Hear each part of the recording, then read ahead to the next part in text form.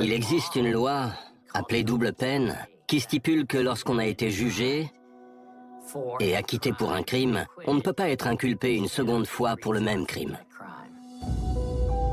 Mon père était innocent, le procès l'avait prouvé. Alors, quand il a finalement avoué, ça a été un vrai coup de massue. Je n'avais jamais ressenti ça de toute ma vie.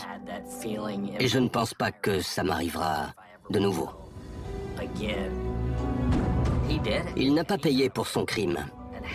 Et cette façon qu'il a eue de rester calme tout du long, comment est-ce possible? Il a failli à sa mission de père.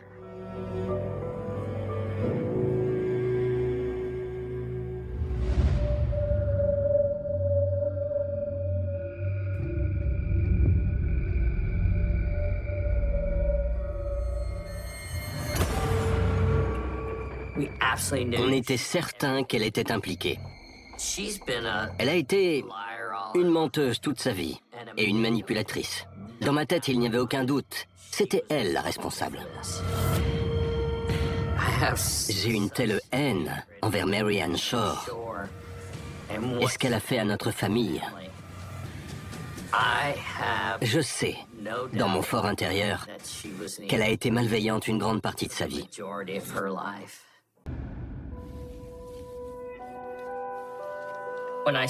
Quand je vois ces photos de mon père, j'ai encore beaucoup de mal à croire qu'il ait pu faire une chose pareille à un autre être humain. C'est indécelable. Mon père a toujours donné l'impression d'être quelqu'un de très heureux et de très positif. Il n'a jamais été grincheux ou triste. Il s'asseyait sur le canapé pour regarder la télé et il riait. Globalement, il semblait être heureux. Mais quand mes parents ont divorcé en 1973 et qu'il a obtenu la garde de mes sœurs et moi, tout a changé.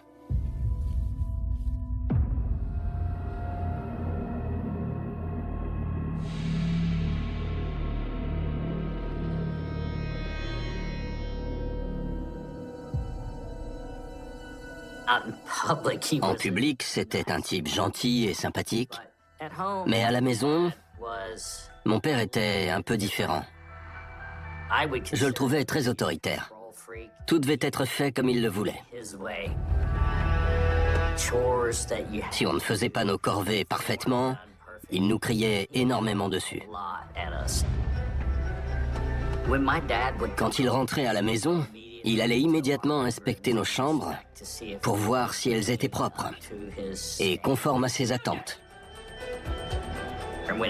Quand il m'appelait Junior, je savais qu'il y avait un problème et que ça allait chauffer. Son stress transparaissait. Son visage était rouge, ses veines du cou ressortaient. Il me traitait d'idiot. Le degré d'intimidation, quand il me hurlait dessus à quelques centimètres du visage, c'était effrayant. Mon père ne nous a jamais vraiment frappés, mais j'aurais préféré recevoir une fessée et qu'on tourne la page, plutôt que de me faire crier dessus et réprimander tous les jours. Il nous disait « Arrangez ça tout de suite. Je viens vérifier dans un quart d'heure. » There had better not be a speck of dust in here. You got me?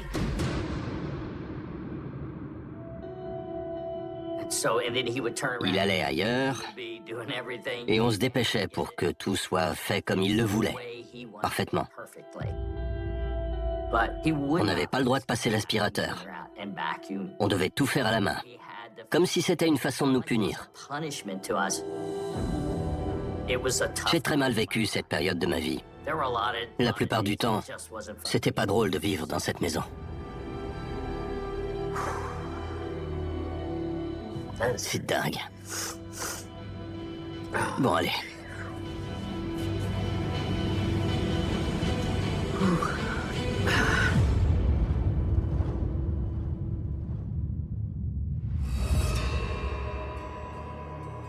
La première fois que j'ai vu Marianne Shore, c'était après le divorce de mes parents. C'était la secrétaire de mon père. Elle devait avoir dans les 20 ans, et lui une dizaine d'années de plus. Il partait souvent en voyage d'affaires, et c'était elle qui nous gardait en son absence. Elle avait l'air gentille, mais il ne lui a pas fallu longtemps pour dévoiler sa vraie nature. Elle nous a fait comprendre que c'était elle qui commandait. Big Alice Cooper fan, huh? Yeah, he's the best. Yeah, I like him too.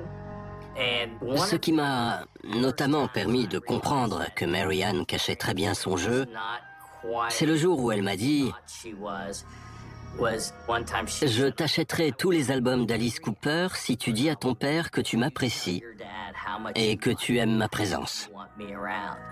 Sound good? » Si tu ne le fais pas, je lui parlerai des cigarettes que j'ai trouvées dans ta chambre. Et ça m'a pris par surprise. Where did you get those? Je lui ai demandé de ne pas aller dans ma chambre.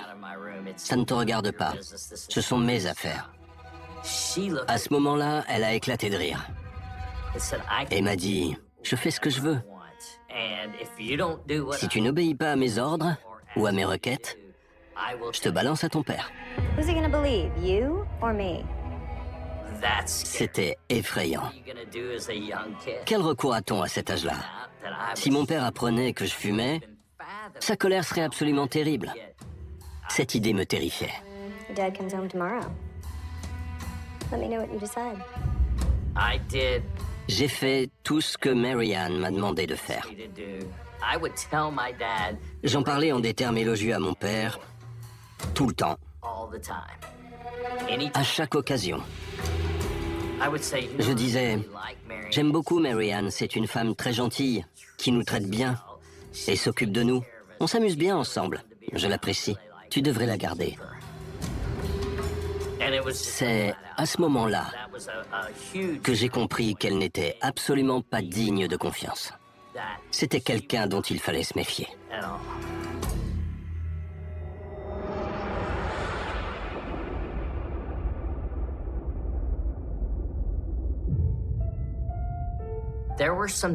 Il se passait des choses dans la maison qui engendraient beaucoup de tension, des choses inexplicables, et qui se produisaient surtout quand mon père était absent. What did you do with my shirt? What shirt? Mes sœurs partageaient la même chambre. Ma sœur aînée avait une très belle chemise, et elle a atterri dans le tiroir de mon autre sœur, avec un trou de brûlure dans le tissu. I didn't touch your stupid shirt. Then how did it get ruined?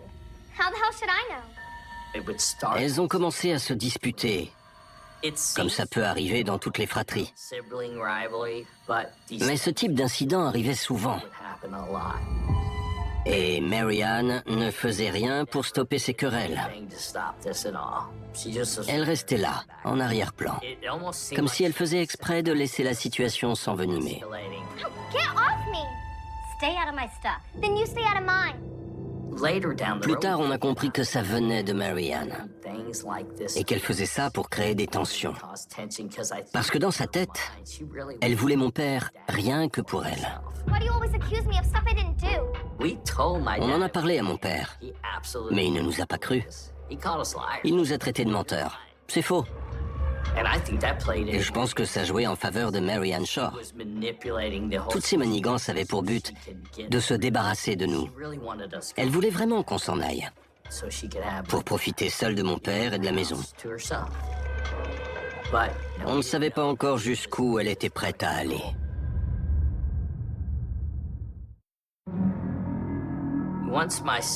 Quand mes sœurs et moi avons compris qu'on n'y était pour rien, on a dit à mon père, c'est pas nous, c'est Marianne qui a fait ça.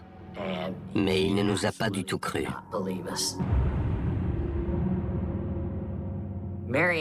À cette époque, Marianne était souvent à la maison. Elle s'occupait de nous pendant les 2 ou 3 semaines où mon père était absent.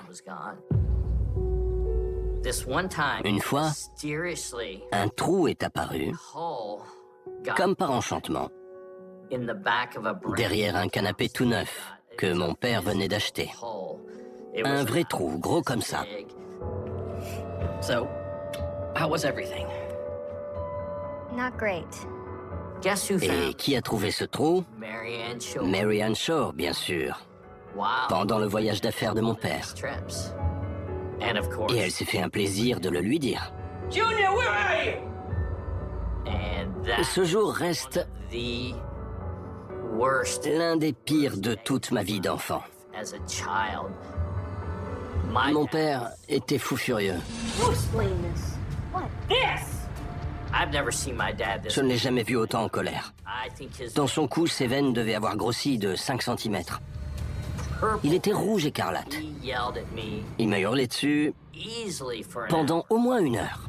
hour. I just told him. Je n'arrêtais pas de lui répéter encore et encore « C'est pas moi. Pourquoi j'aurais fait ça ? Quel était l'intérêt de faire un trou dans le canapé ? Ça n'avait aucun sens. » Et Marianne était là, muette comme une carpe. Elle regardait par terre avec cette sorte de petit sourire gêné, sans dire un mot, sans lever les yeux. Look at her. She probably did it. Stop trying to blame Marianne for everything. As smart as a man, Il avait beau être intelligent, he mon père était aveuglé par sa colère. get out of here now. Marianne Shore Marianne Shore a parfaitement réussi succeeded à creuser un énorme fossé entre moi, mes sœurs et mon père. sisters and my dad. I'm so sorry. I just remember J'ai pleuré pendant des heures dans ma chambre. hours. And I mean really C'était comme si mon esprit commençait, lui aussi, à s'obscurcir. Comment changer ça? I think Je pense que je n'ai jamais, de toute ma vie, été aussi proche d'envisager de tuer quelqu'un. Je voulais vraiment la voir morte, dead. à ce moment précis. Nah, Mais je ne suis pas bête. Je ne tuerai jamais quelqu'un. kill somebody. Mais dans ces moments-là, But man, you're l'esprit peut vraiment s'égarer. at that point. I just J'avais envie de m'enfuir. Est-ce que vous... J'aimerais faire une pause. for a second. Dang, I didn't. Je ne m'attendais pas à ça.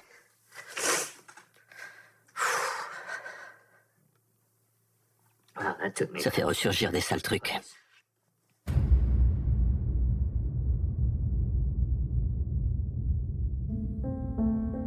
They broke up. Ils ont rompu plusieurs fois, It never lasted. mais ils se remettaient vite ensemble. We're back together. But when they Quand ils se sont séparés pour de bon, pretty sure I je was devais avoir 15 ou 16 ans. 15 at the time. It was Il n'y just avait plus que moi et mon père. my older Ma sœur aînée était partie après avoir obtenu son diplôme de fin d'études secondaires. other sister followed. Et mon autre sœur a fait pareil, peu de temps après. Going away again? Yeah. My dad. Mon père m'a dit, Hey, I've got to je go. dois partir en voyage à l'étranger. And it's gonna Et ça va être un peu plus long que d'habitude. be my normal trip. About Environ 30 jours. Et je ne sais pas trop quand je reviendrai. back. This time's gonna be a little different. I should be back in about a month. Is everything okay? Everything's fine. And normally when my D'habitude, quand mon père partait, il appelait toujours pour savoir comment ça allait. always have somebody Et il y avait toujours quelqu'un pour s'occuper de nous à la maison. Là, il s'est contenté de me donner de l'argent pour les courses et de me dire and just said, "Take Occupe-toi de la maison. On se voit à mon retour. get back." He didn't have Il n'y avait anybody. personne pour me surveiller. So it was weird. C'était bizarre, vraiment. He was gone. Il est parti I did not hear et from je n'ai plus entendu parler de lui jusqu'au jour où il est réapparu. him. Years later, Des années plus tard, son avocat m'a dit I found out he actually qu'il avait fait un séjour d'1 mois en prison à cette période. he was charged Il avait été condamné of tax. pour fraude fiscale. And Marianne Quand il s'était séparé pour de bon de Marianne, broke up for celle-ci avait apparemment décidé de se venger. Marianne C'est elle qui l'avait dénoncé pour fraude fiscale. tax evasion charge. I'm not sure my dad knew À cette époque, je ne suis pas sûr qu'il se soit douté que ça venait d'elle. when my dad showed up. En tout cas, quand il est rentré en taxi ce jour-là, Marianne Shore était avec lui.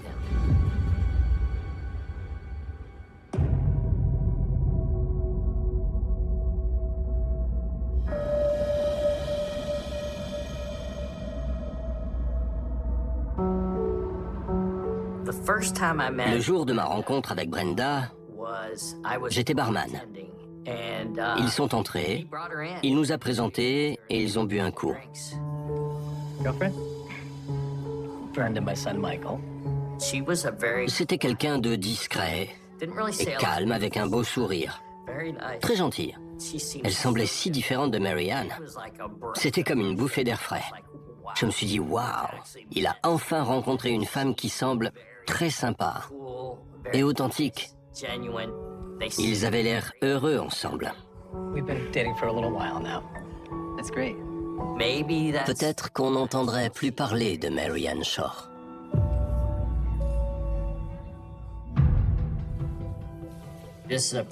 C'est une photo de mon père avec Brenda. Il a l'air très heureux, mais elle n'a pas vraiment un sourire radieux. Elle semble presque indifférente. Je ne sais pas s'ils avaient des problèmes à ce moment-là. J'ai l'impression qu'elle n'est peut-être pas aussi heureuse en couple que lui. Je peux me tromper, mais c'est ce que je lis sur son visage.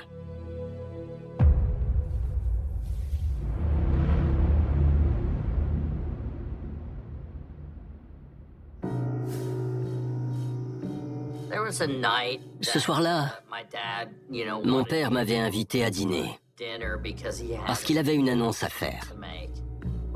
On était tous attablés. Il y avait aussi ma grand-mère, ma tante. I have some big news. Il nous a annoncé qu'il avait demandé Brenda en mariage, qu'elle avait accepté et qu'il lui avait offert une bague. I proposed to Brenda and she said yes.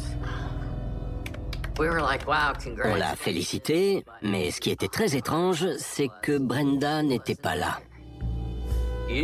D'habitude, quand on fait ce genre d'annonce à la famille, c'est à deux. That's great news, Dad. Where's Brenda right now? She couldn't get out of work in time to be here. Avec le recul, l'absence de Brenda lors de l'annonce de leur fiançailles était vraiment étrange. Ce n'était pas normal. Mais je me suis dit que c'était typique de mon père. C'est sa façon de faire. J'ai mis ça sur le compte de sa personnalité singulière. We haven't set a date yet, but as soon as we do, we'll let everyone know. J'étais loin de penser qu'elle lui avait rendu la bague et qu'elle lui avait dit d'annuler les fiançailles. On l'ignorait à ce moment-là. Aucun de nous ne s'en doutait. On ne l'a appris que dans les jours qui ont suivi la disparition de Brenda.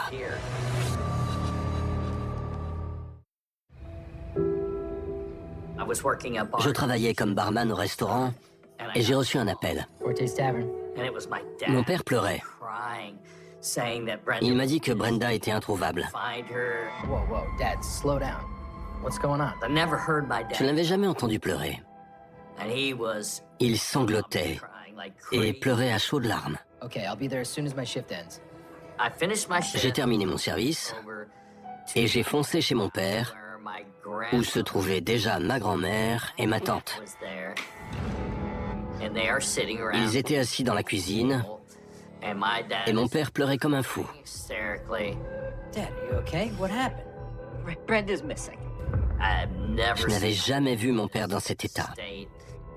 Il nous a raconté qu'ils avaient passé la journée ensemble, puis qu'ils étaient allés manger dans l'un de leurs endroits préférés, puis qu'elle était rentrée chez elle en voiture. She said she called me when she got home. She never did.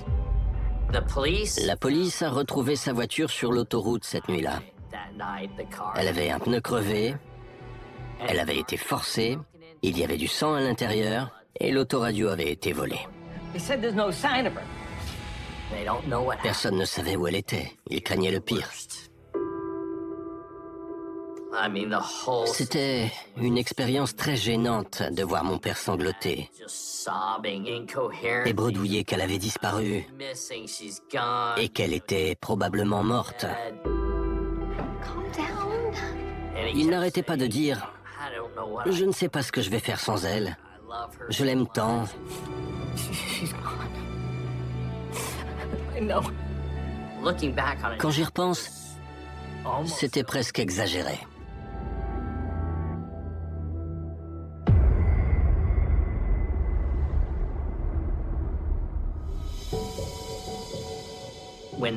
Quand la voiture de Brenda a été découverte, il y avait du sang sur le siège et l'autoradio avait disparu.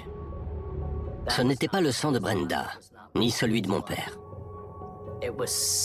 Quelqu'un avait dû voir cette voiture abandonnée et l'avait forcée pour prendre le système audio, ce qui avait compliqué l'enquête dès le début. La famille de Brenda n'aimait pas mon père. Ils ont donc crié haut et fort que c'était lui le meurtrier. Ils ont martelé dans la presse qu'il était leur suspect principal. L'attention s'est donc portée sur lui. Chaque jour, les journaux publiaient des articles sur l'enquête et sur mon père. Mais il n'a jamais eu l'air inquiet de quoi que ce soit. Il clamait tellement son innocence qu'il en était convaincant.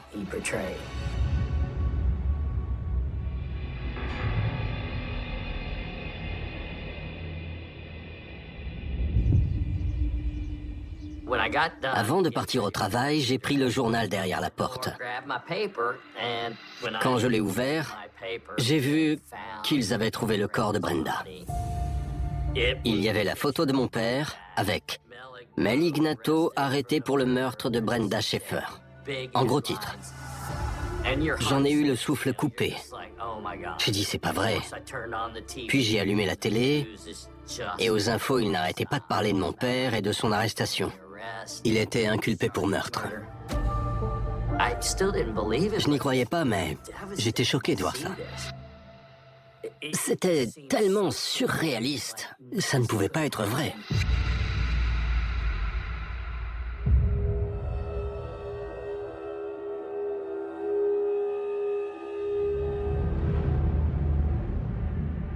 S'ils avaient un corps, c'est parce que Marianne les avait aidés. Et ça a été brutal d'apprendre ça. Parce qu'on ignorait totalement qu'elle faisait encore partie de la vie de mon père. Le FBI et la police avaient suivi mon père et mis son téléphone sur écoute. Or, Marianne Shore vivait dans une maison à l'orée d'une forêt. Elle a appelé mon père un jour pour lui dire qu'elle était inquiète car un projet de construction risquait de mettre au jour le corps que Marianne et mon père avaient enterré. La police a mis la pression sur Marianne, qui a finalement craqué, et a dit « je sais où se trouve le corps ». Marianne leur a dit que mon père avait assassiné Brenda avec du chloroforme. C'est comme ça qu'elle était morte. Il l'avait étouffée, soi-disant après l'avoir violée et torturée. C'était épouvantable. Quand on a découvert que Marianne avait un lien avec cette histoire et qu'elle avait conduit la police jusqu'au corps, ça nous a semblé évident. C'était elle la coupable. Mon père n'avait rien à voir avec ça. C'était Marianne Shore. Elle était assez folle pour avoir tué Brenda parce qu'elle voulait mon père. Le corps était enterré dans les bois derrière la maison qu'elle louait. Je ne doutais pas une seconde que mon père était innocent. Ce n'était pas lui, c'était Marianne Shore.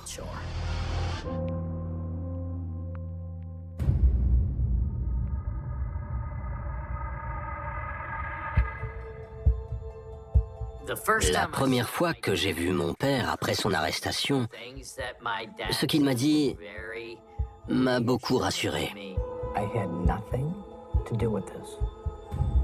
Je n'ai rien fait. C'est l'œuvre de Marianne Shore. J'en suis absolument convaincu. Sois fort et ne te fais pas de soucis. Tout va s'arranger.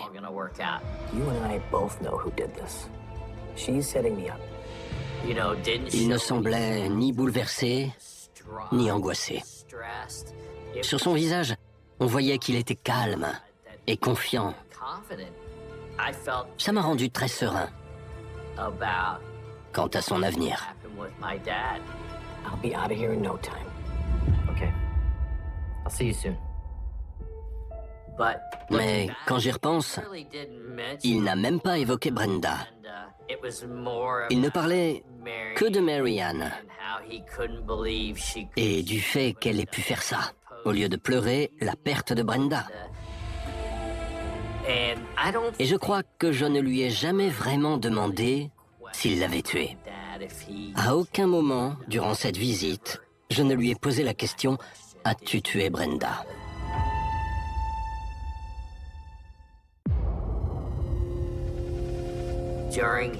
Lors du procès pour meurtre, Marianne était la témoin clé de l'accusation.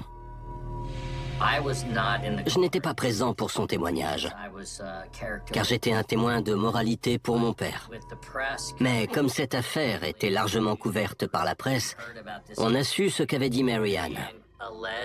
Elle a prétendu qu'il avait violé, agressé, torturé et assassiné Brenda Sue Schaeffer. Elle a affirmé qu'elle l'avait aidé à creuser le trou dans lequel ils avaient enterré Brenda. Mon père avait amené la voiture sur l'autoroute, pendant que Marianne le suivait dans une autre voiture. Il avait alors percé le pneu avec un couteau à viande, puis ils étaient partis en laissant la voiture.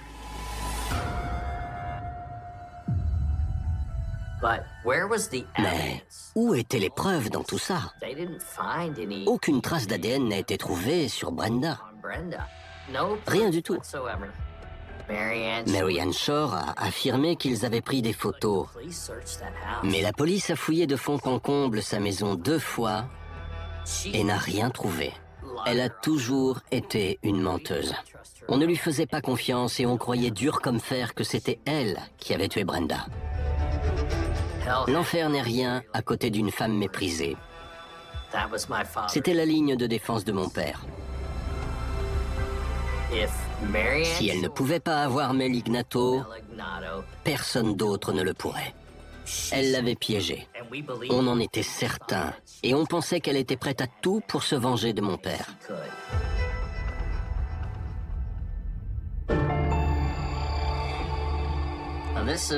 C'est Marianne Shore pendant le procès, à la barre, quand elle raconte ce qu'ils ont fait à Brenda. Elle n'a pas montré le moindre signe d'émotion. Mais elle était catégorique. Elle n'avait pas tué Brenda Sue Schaeffer et voulait faire porter le chapeau à mon père. Je suis innocente, c'est lui le coupable. Il le sait aussi bien que moi. Mais personne ne l'a cru. Les jurés ne l'ont pas cru.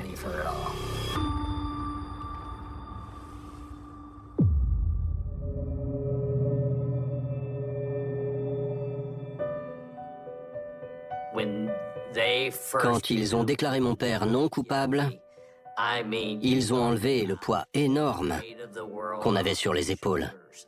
C'était incroyable. Ce sentiment de ne plus être les seuls à croire que mon père n'avait rien fait. Ça prouvait qu'on avait raison. On voit qu'il est d'abord extrêmement ému avant de laisser éclater sa joie. La photo de la joie. Elle a été prise le lendemain de son acquittement. Il y a eu une grande conférence de presse sur les marches du palais de justice. Et il est heureux. On lit sur son visage le soulagement. Je suis juste à côté de lui. On était fous de joie. Il avait été déclaré innocent, on était à ses côtés, c'était un grand jour. Quand je vois ça, en sachant ce qu'on sait maintenant, j'ai envie de lui coller mon poing dans la figure. J'aime pas dire ça, car c'est mon père, mais je me dis, quel menteur. J'hallucine.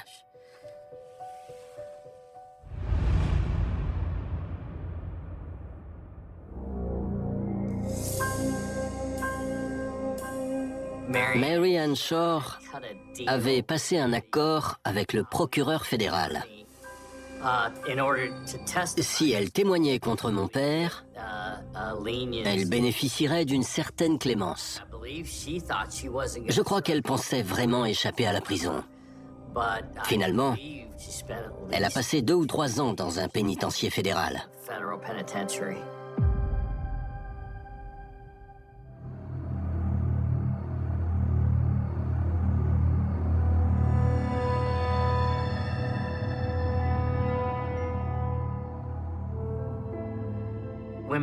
Quand mon père a été arrêté, on s'est rendu compte qu'on allait devoir vendre sa maison, sa voiture, son bateau et ses biens, afin de payer ses avocats.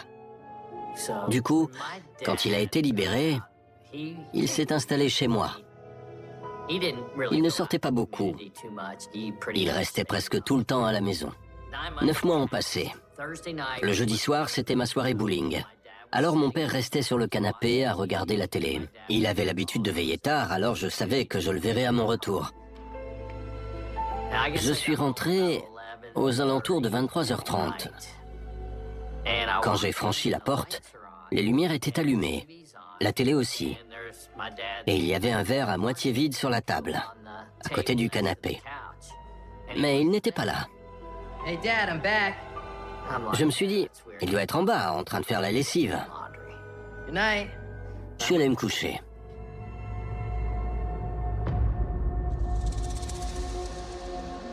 Mais à mon réveil, tout était encore allumé dans le salon. Dad? Et mon père n'était pas là. J'ai vu que j'avais plein de messages sur mon téléphone. Mike, t'as vu les infos? Ou rappelle-nous. J'ai donc rappelé ma tante. Elle m'a dit, Mike, ils ont encore arrêté ton père. What do you mean? Elle a dit, ils ont trouvé une preuve qui l'implique dans le meurtre de Brenda.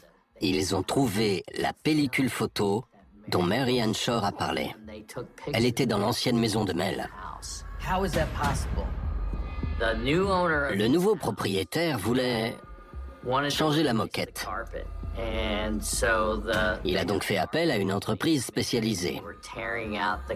Sur le chantier, les ouvriers ont alors découvert une conduite d'air cachée dans le sol. À l'intérieur, il y avait un sac avec des bijoux et des pellicules non développées. Connaissant l'histoire de la maison, ils ont appelé le FBI. I gotta call you back. Ils ont développé les photos et ça a confirmé les propos de Mary Ann Shore. Elle avait dit la vérité. Et personne ne l'avait cru. Je tombais des nues. C'est comme si le champion du monde des poids lourds m'avait frappé au plexus. Mes jambes se sont dérobées et je me suis écroulé.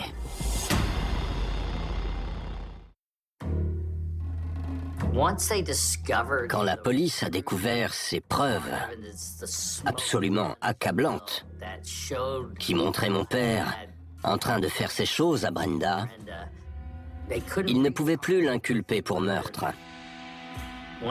Quand on a été jugé et acquitté pour un crime, on ne peut pas être inculpé une seconde fois pour le même crime. Mais le gouvernement fédéral a trouvé une parade. Ils l'ont inculpé pour faux témoignage. Je suis allé au procès. Mon père avait accepté de tout avouer. Il s'est levé, est allé à la barre et a reconnu les faits.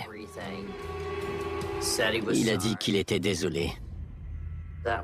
C'était une journée difficile. Sans aucun doute, le pire moment de ma vie. Vous n'imaginez pas à quel point on était tous en colère et déçus. Mon père a été reconnu coupable de faux témoignages au cours du procès fédéral et condamné à 9 ans de prison. Il aura finalement passé un peu moins de 7 ans derrière les barreaux. J'ai un sentiment partagé, car je prône la peine de mort. Je pense que lorsqu'on tue quelqu'un, on ne mérite pas de vivre. Je pense donc que mon père aurait dû être exécuté pour ça. Il n'y a pas eu de véritable justice pour la famille de Brenda. Je n'ai pas vu mon père pendant 7 ans. Je ne suis pas allé le voir dans cette prison fédérale. Je n'en avais pas envie. Je me sentais tellement trahi et trompé qu'il n'était pas question de faire le voyage pour lui. Qu'il pourrisse en enfer.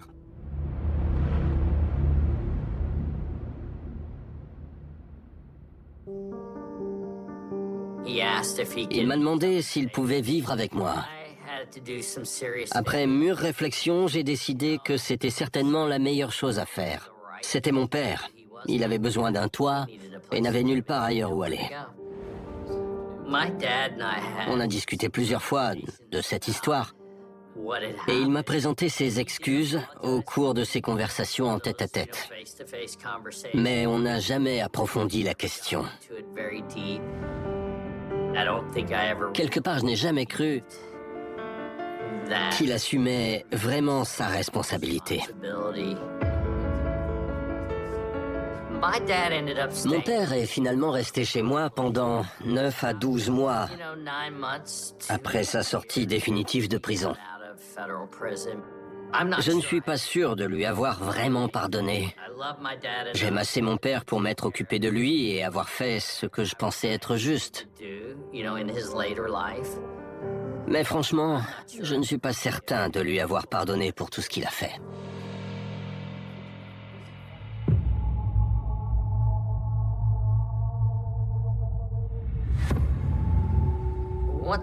Après son déménagement, je passais souvent voir mon père. Ce lundi matin, en allant au travail, j'ai décidé de m'arrêter pour m'assurer que tout allait bien. Hey, Dad, open up. Je frappe à la porte, mais pas de réponse, alors que sa camionnette était dans l'allée. J'ouvre donc la porte et je découvre une scène horrible. La table en verre est brisée et il y a du sang partout. Je me dis, bon sang, c'est pas bon. Son déambulateur était par terre, avec une barre tordue. J'en ai déduit qu'il devait marcher avec, qu'il était tombé et qu'il était passé à travers la table basse. J'ai suivi les traces de sang jusqu'à sa chambre.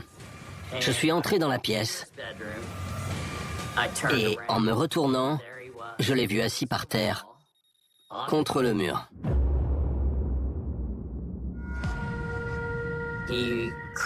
En s'écroulant sur la table basse, il s'est coupé le bras très grièvement et s'est vidé de son sang dans son appartement. Il n'a pas essayé d'appeler les secours.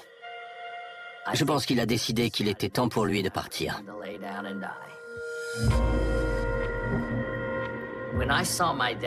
Quand je l'ai vu assis au milieu de ce carnage, ça a été un soulagement. Dans ma tête, je me suis dit, est-ce que c'est enfin terminé? Est-ce que notre communauté va enfin pouvoir tourner la page sur le cauchemar qu'il a provoqué?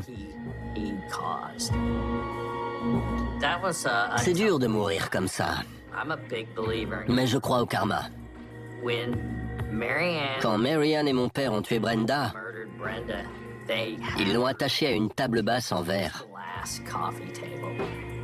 Et c'est une table basse en verre qui a tué mon père. C'est exactement ça le karma. On paye pour nos actes.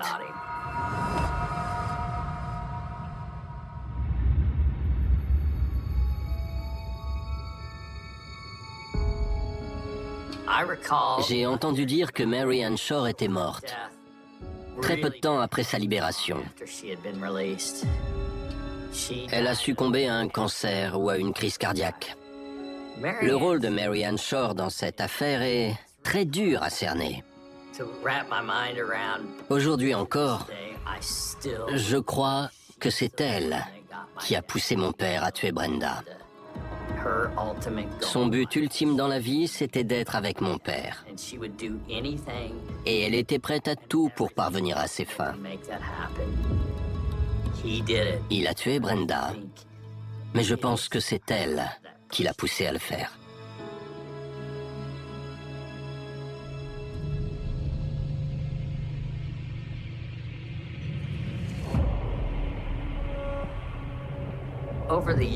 Depuis tous ces événements, j'ai beaucoup réfléchi à la raison pour laquelle mon père a décidé de tuer Brenda. La seule hypothèse qui me semble plausible, c'est qu'elle était la cerise sur le gâteau dans cette vie parfaite qu'il s'était créée, avec la belle maison et la belle voiture. Tout semblait réussir à cet homme. Alors, quand elle a décidé de rompre avec lui, son rêve s'est peut-être brisé. Il a peut-être perdu la tête. Mais encore aujourd'hui, je n'arrive pas à comprendre.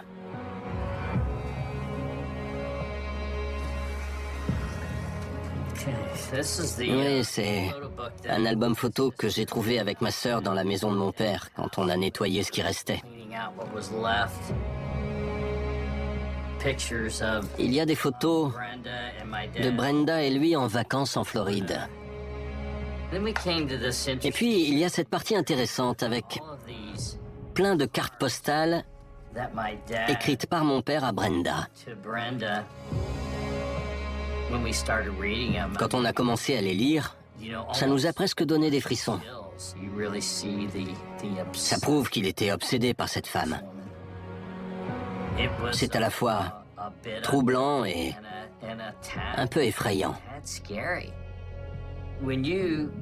Quand on envoie une carte à sa moitié, généralement, elle la garde. Comment celles-ci ont-elles fini dans son album? Et où sont celles de Brenda? Comment se sentait-elle? On a trouvé ça bizarre qu'il se retrouve avec ces cartes en sa possession, sans savoir comment c'est arrivé. On a trouvé ça dérangeant. C'était très étrange venant de mon père. Tout cet amour et cette obsession pour Brenda.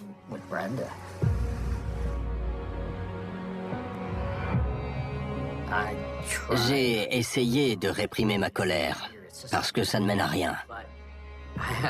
Mais j'ai une telle haine envers Marianne Shore et ce qu'elle a fait à notre famille. Elle a été malveillante une grande partie de sa vie.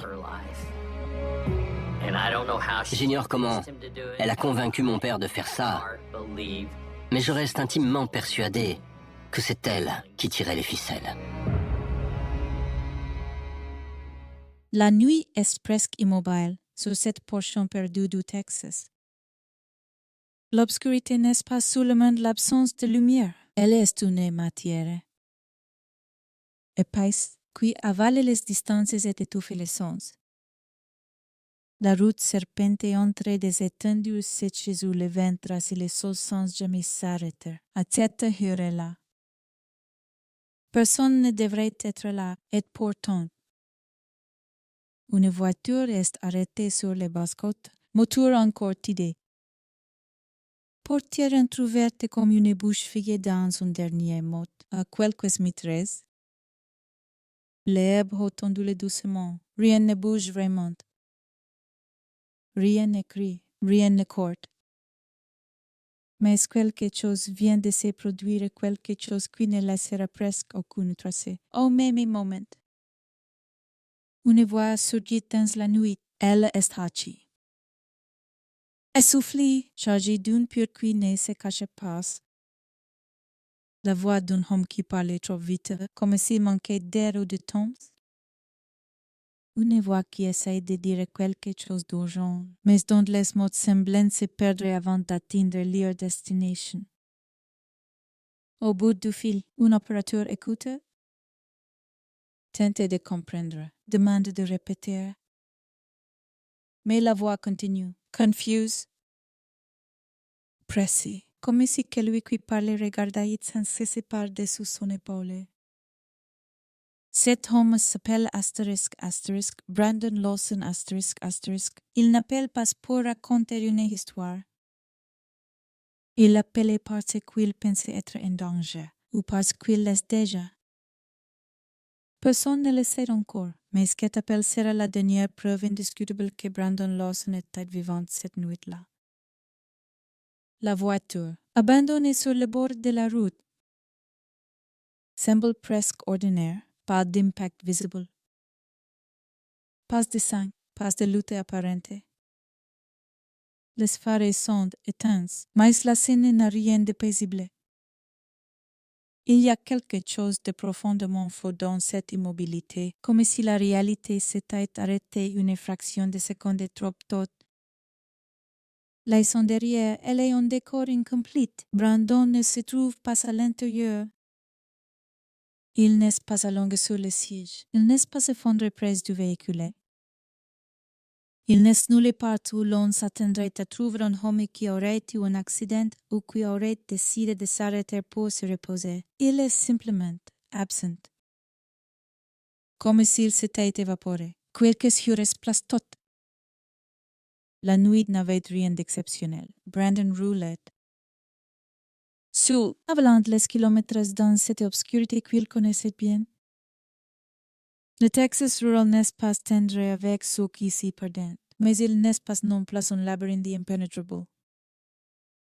La route est droite, la campagne vaste, presque trop ouverte pour dissimuler quoi que ce soit, et pourtant, quelque part entre deux points sans importance. Tout cesse de régler. Quand Brandon appelle à l'aide, il ne dit pas simplement qu'il a besoin d'un dépannage. Il ne parle pas d'une panne banale. Ces phrases laissent entendre qu'il voit quelque chose. You quelqu'un, sa voix montait. Puis redescend, se brise parfois. Comme si la peur prenait le contrôle avant de le relâcher brièvement. Il parle de poursuite. De gens, peut-être d'une armée. Les mots sont flous, mais l'émotion est limpide. Brandon n'est pas calme, Brandon n'est pas en sécurité. Si qui trouble, dès le départ. C'est cette impression étrange. L'homme au téléphone semble convaincu qu'il ne survivra peut-être pas à cette nuit. Pourtant, rien dans le paysage ne correspond à un danger évident. Pas de ville, pas de ruelle sombre. Pas de foule hostile, seulement la route. L'herbe, le ciel noir. Lorsque les secours sont alertes, ils arrivent là où Brandon dit se trouver. Ils voient la voiture, ils voient le bas-côté. Ils voient le vide, mais ils ne voient pas Brandon. À ce stade, certains commencent déjà à penser qu'il est mort. La logique est simple, presque rassurante.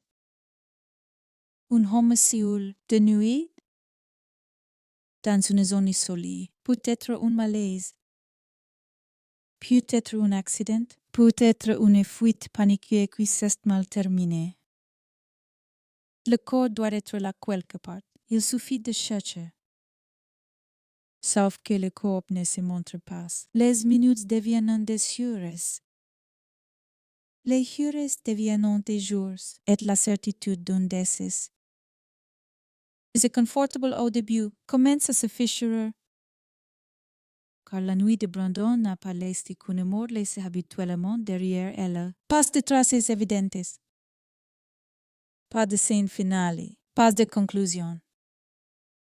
Seulement une voix. Cette voix, enregistrée, conservée, disséquée, deviendra le cœur battant de toute l'affaire. Elle sera écoutée encore et encore par des enquêteurs, par la famille, par des inconnus.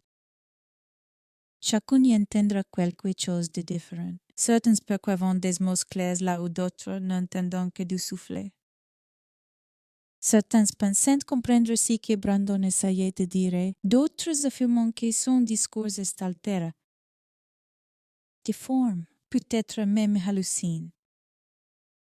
Mais tous s'accordent sur un point. Cette voix ne sonnait pas comme celle d'un homme déjà mort. Elle sonnait comme celle de quelqu'un qui se bat encore dans l'obscurité texane. Les recherches commencent presque immédiatement. Les faisceaux lumineux balayant les herbes hautes. L'espace écrasant la terre sèche. Les voix appellent un prénom qui ne répond pas. Les chiens suivant des pistes qui s'évanouissent brutalement, comme si Brandon avait franchi une frontière invisible. Chaque détail renforce l'inconfort. Plus on cherche, moins on trouve. Et plus l'idée d'une simple disparition accidentelle devient difficile à soutenir. Si qui rend cette nuit insupportable, c'est l'absence de transition claire entre la vie normale et l'effacement total. Brandon n'a pas quitté une fête. Il ne cesse pas s'engager dans une zone connue pour être dangereuse. Il n'a pas annoncé un départ définitif. Il était là, puis il ne l'était plus. Dans l'esprit de ceux qui essayent de comprendre, une image commence à s'y former. Celle d'un homme qui a vu quelque chose qu'il n'aurait pas dû voir ou qui a cru le voir. D'un homme qui a quitté sa voiture parce qu'il pensait qu'il resterait plus dangereux que partir. Et qui, en faisant ce choix, c'est peut être condamné. Mais cette image reste fragile. Elle n'explique pas tout. Elle n'explique pas pourquoi personne n'a entendu de cris, pourquoi aucun signe de lutte n'est visible. Pourquoi le terrain, pourtant ouvert, semble avoir avalé Brandon sans résistance. La nuit, elle garde le silence. À mesure que les heures passent, la peur change de forme. Elle n'est plus celle d'un danger immédiat. Elle devient une peur plus sourde. Plus profonde, celle de ne jamais savoir. Celle de se rendre compte qu'un être humain peut disparaître à quelques mètres d'une route fréquentée, sans laisser derrière lui autre chose qu'un enregistrement audio imparfait. Certains commencent à parler de panique extrême, d'autres évoquant des substances, des états mentaux altérés, mais même si ces hypothèses, aussi rationnelles soient-elles, ne suffisent pas à expliquer le vide. Elles tentent de donner une cause à l'inexplicable, sans jamais parvenir à combler le trou beyond l'ice par l'absence de Brandon. Car s'il avait perdu pied, s'il s'était effondré quelque part, il aurait fallu le retrouver si son corps était là. La douleur aurait été immense, mais elle aurait eu une forme. Une limitée, une fin. Au lieu de cela, la nuit continue de s'étendre. Chaque fois que l'on repasse cette scène dans sa tête, une question revient. Insistante, à quel moment exact Brandon a-t-il compris qu'il ne serait peut-être pas retrouvé? Était-ce avant de quitter sa voiture, pendant l'appel? Ou dans les dernières secondes, seul, au milieu de nulle part, quand la route cesse d'être un refuge et que l'obscurité a pris toute la place? Cette question n'a pas de réponse, et c'est précisément ce qui rend cette histoire si dérangeante. Brandon Lawson n'est pas un cadavre que l'on peut enterrer, il n'est pas un dossier que l'on peut fermer proprement. Il est une absence active, un manque qui continue de produire du sens, de la peur, des hypothèses contradictoires. Il est la preuve que la disparition n'est pas seulement un événement, mais un état qui peut durer indéfiniment. Cette première nuit ne se termine pas avec le lever du soleil. Elle s'étire, s'y prolonge, s'incruste dans les jours qui suivent. Car même lorsque la lumière revient, Brandon ne revient pas avec elle. Et quelque part, dans l'air encore frais du matin texan, La route semblait toujours attendre quelqu'un qui ne viendra peut-être jamais. La voix. Elle restait. Suspendue dans le temps, ni tout à fait vivante, ni tout à fait morte. Une voix qui continue de demander de l'aide. Longtemps après que la nuit décide de ne plus répondre. Le jour se lève sur le Texas comme il le fait toujours. Sans tenir compte de ce qui se passe pendant la nuit, la lumière efface les ombres. Rendu les distances plus lisibles, donne l'illusion que tout pouvait désormais être compris. Mais autour de la route où la voiture a été retrouvée, rien n'a changé. Le décor est le même. Le vide aussi. Pour ceux qui cherchent Brandon, la question n'est plus seulement où est-il astérisque. Mais astérisque qui est-il vraiment astérisque? Parce que pour comprendre comment un homme peut disparaître ainsi, il faut d'abord comprendre ce qu'il habitait avant que la nuit ne l'engloutisse. Astérisque Brandon Lawson. Astérisque n'était pas une silhouette anonyme perdue sur une route secondaire. Il avait une famille, des enfants, une compagne, une histoire faite de moments ordinaires, mais aussi de tensions sordides accumulées au fil des années. Brandon n'était ni un aventurier ni un marginal. C'était un homme jeune, encore en construction, avec cette impression diffuse que quelque chose lui échappait toujours.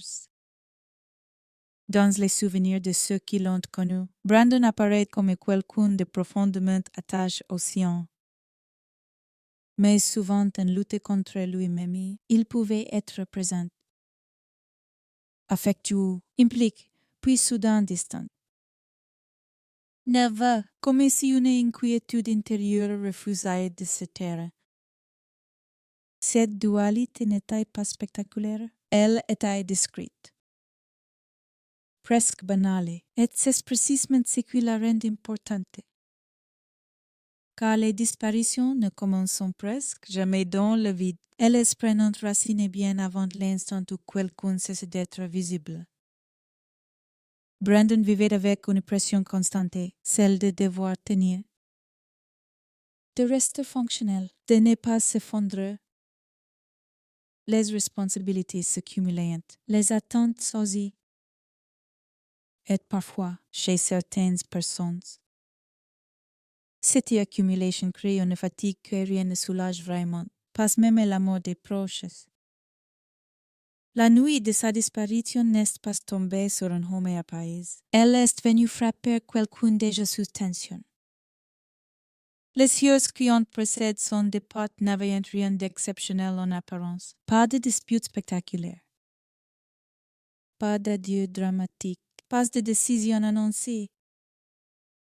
Brandon est parti comme on part souvent, sans imaginer que ce geste banal prendre la route puisse devenir irréversible. Mais dans les détails, quelque chose cloche.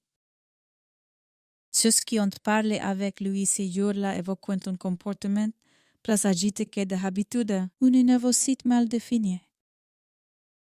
Une énergie désordonnée, difficile à interpréter.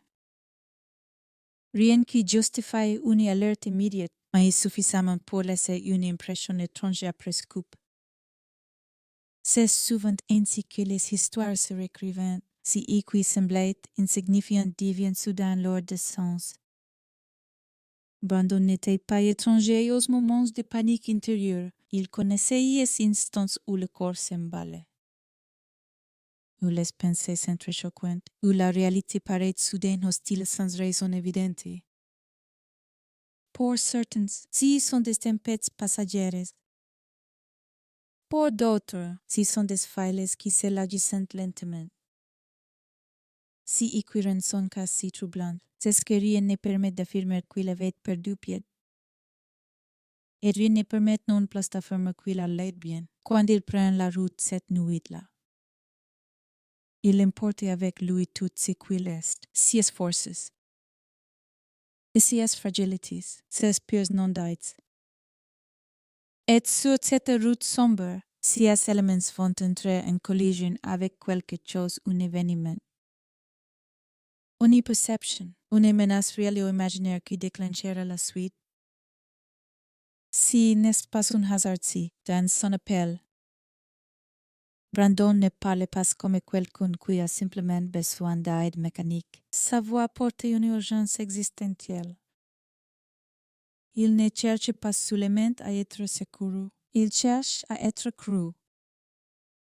Il y a, dans sa manière de parler, une détresse particulière, celle de quelqu'un qui sent que ce qu'il voit ou ressent pourrait être remis en question.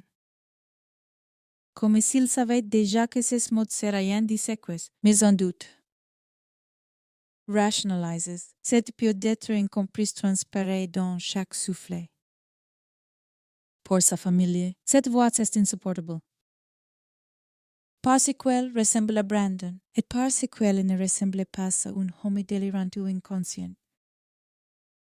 Elle ressemble à quelqu'un qui essaie désespérément de transmettre une information avant qu'il ne soit trop tard, après la nuit. Les proches commencent à reconstituer le puzzle. Ils repassent les conversations, les messages, les souvenirs récents. Ils cherchent un indice, un signe annonciateur. Mais ce qu'ils trouvent, si n'est pas une rupture nette, c'est une continuité fragile. Brandon n'avait pas prévu de disparaître. Il n'avait pas organisé une fuite. Il n'avait pas laissé derrière lui une vie qu'il voulait abandonner. Et c'est précisément ce qui rend l'idée d'un choix volontaire presque impossible à accepter. Pourtant, l'absence force envisage toutes les hypothèses, même celles qui font mal. Certains se demandent si la panique au point de quitter sa voiture et de s'enfoncer dans la nuit, convaincus que rester était plus dangereux. D'autres imaginent une rencontre imprévue, un regard, une silhouette, un mouvement perçu comme une menace. Dans un esprit déjà sous pression, il suffit parfois d'être pour que la peur prenne toute la place. Mais ces scénarios restent abstraits. Ils n'expliquent pas pourquoi Brandon ne laisse aucune trace durable. Pourquoi le terrain, pourtant explore, semble l'avoir absorbé. Pourquoi les heures qui ont suivi n'ont livré aucune réponse claire. Plus le passé de Brandon est examiné, plus une chose devient évidente. Il n'était pas un homme destiné à disparaître dans l'indifférence. Sa disparition choquait précisément parce qu'elle contredit ce que l'on sait de lui. Elle ne correspond ni à son caractère, ni à ses projets, ni à ses lignes. Et c'est là que le malaise s'installe vraiment. Parce que si Brandon n'est pas parti de lui-même, et ce n'est pas simplement comme un accident visible. Alors quelque chose d'autre s'est produit, quelque chose qui a interrompu brutalement le cours normal d'une vie déjà fragile. Mais bien réel. La nuit de Brandon n'est plus seulement une énigme isolée. Elle devient le point de convergence entre un homme intention, un environnement hostile et une série de décisions prises dans l'urgence. Sous l'effet de la pure, c'est que la lumière du jour révèle. Si n'est pas la vérité, c'est l'ampleur du manque. Car plus on en apprend sur Brandon avant cette nuit, plus une certitude s'impose. Il n'était pas prêt à disparaître, et s'il a quitté sa voiture. S'il s'est aventuré dans l'obscurité, s'il n'était pas pour fuir sa vie. Mais pour échapper à quelque chose qu'il croyait immédiat, réel, et dangereux à mesure que cette idée prend forme. Une autre question surgit, plus inquiétante encore. Et si Brandon avait raison d'avoir peur, la route, désormais baignée de soleil, ne répond pas. Elle se contente de rester là, silencieuse, comme si elle savait que tout ce qui compte se joue bien avant l'aube. La nuit n'a pas disparu avec les lèvres du jour.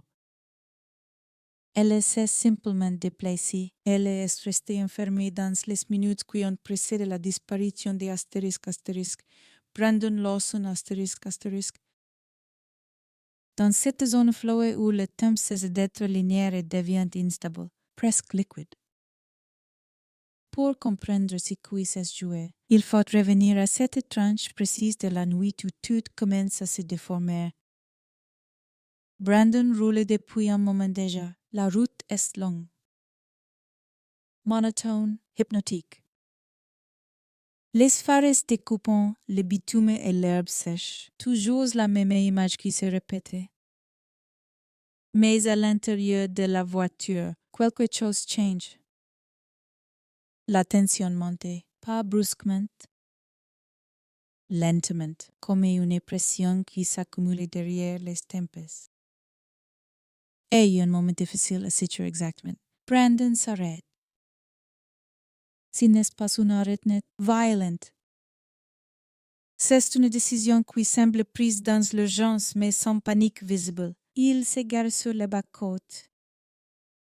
Dans un endroit qui n'offre aucune protection particulière, comme s'il n'avait pas réfléchi à l'endroit. Comme si l'endroit n'avait aucune importance. C'est là que la chronologie commence à se fissurer. Les appels s'enchaînent à la famille d'abord. Puis au secours, les voix se croisent, se superposent dans les souvenirs. Chacun se souvient d'un détail différent. Une phrase, un mot, une intonation, et très vite. Si ces souvenirs ne s'emboîtent pas parfaitement, Brandon parle vite. Trop vite. Il semble regarder autour de lui pendant qu'il parlait. Comme si rester immobile était dangereux. Ces phrases ne sont pas incohérentes. Mais elles sont incomplètes. Il dit qu'il est poursuivi. Ou qu'il croit l'être. Il évoque des silhouettes. Une présence, quelque chose qui ne devrait pas être là. À ce moment précis, personne ne sait encore si c'est qu'il peut être réel ou non. Et cette incertitude va devenir l'axe central de toute l'affaire, car c'est qui est troublant. Ce n'est pas seulement ce qu'il dit, c'est la manière dont il le dit. Sa voix ne ressemble pas à celle de quelqu'un qui inventait. Elle ne ressemble pas non plus à celle de quelqu'un qui plaisante ou exagère. Elle est tendue, concentrée, presque stratégique, comme s'il essayait de transmettre des informations sous pression. Il ne crie pas, il ne pleure pas. Il lutte. Les minutes passent. Brandon quitte la voiture. Six gestes. Simple in appearance, deviant crucial. À partir de cet instant, tout ce qui aurait pu servir de point d'ancrage disparaît. La voiture reste là. Lui? Non, pourquoi sortir? Pourquoi ne pas rester à l'intérieur? Portes verrouillées. En attendant de l'aide, cette question reviendra sans cesser. Et chaque réponse possible ouvrait un scénario différent. Peut-être a-t-il cru que rester visible était plus dangereux que disparaître dans l'obscurité.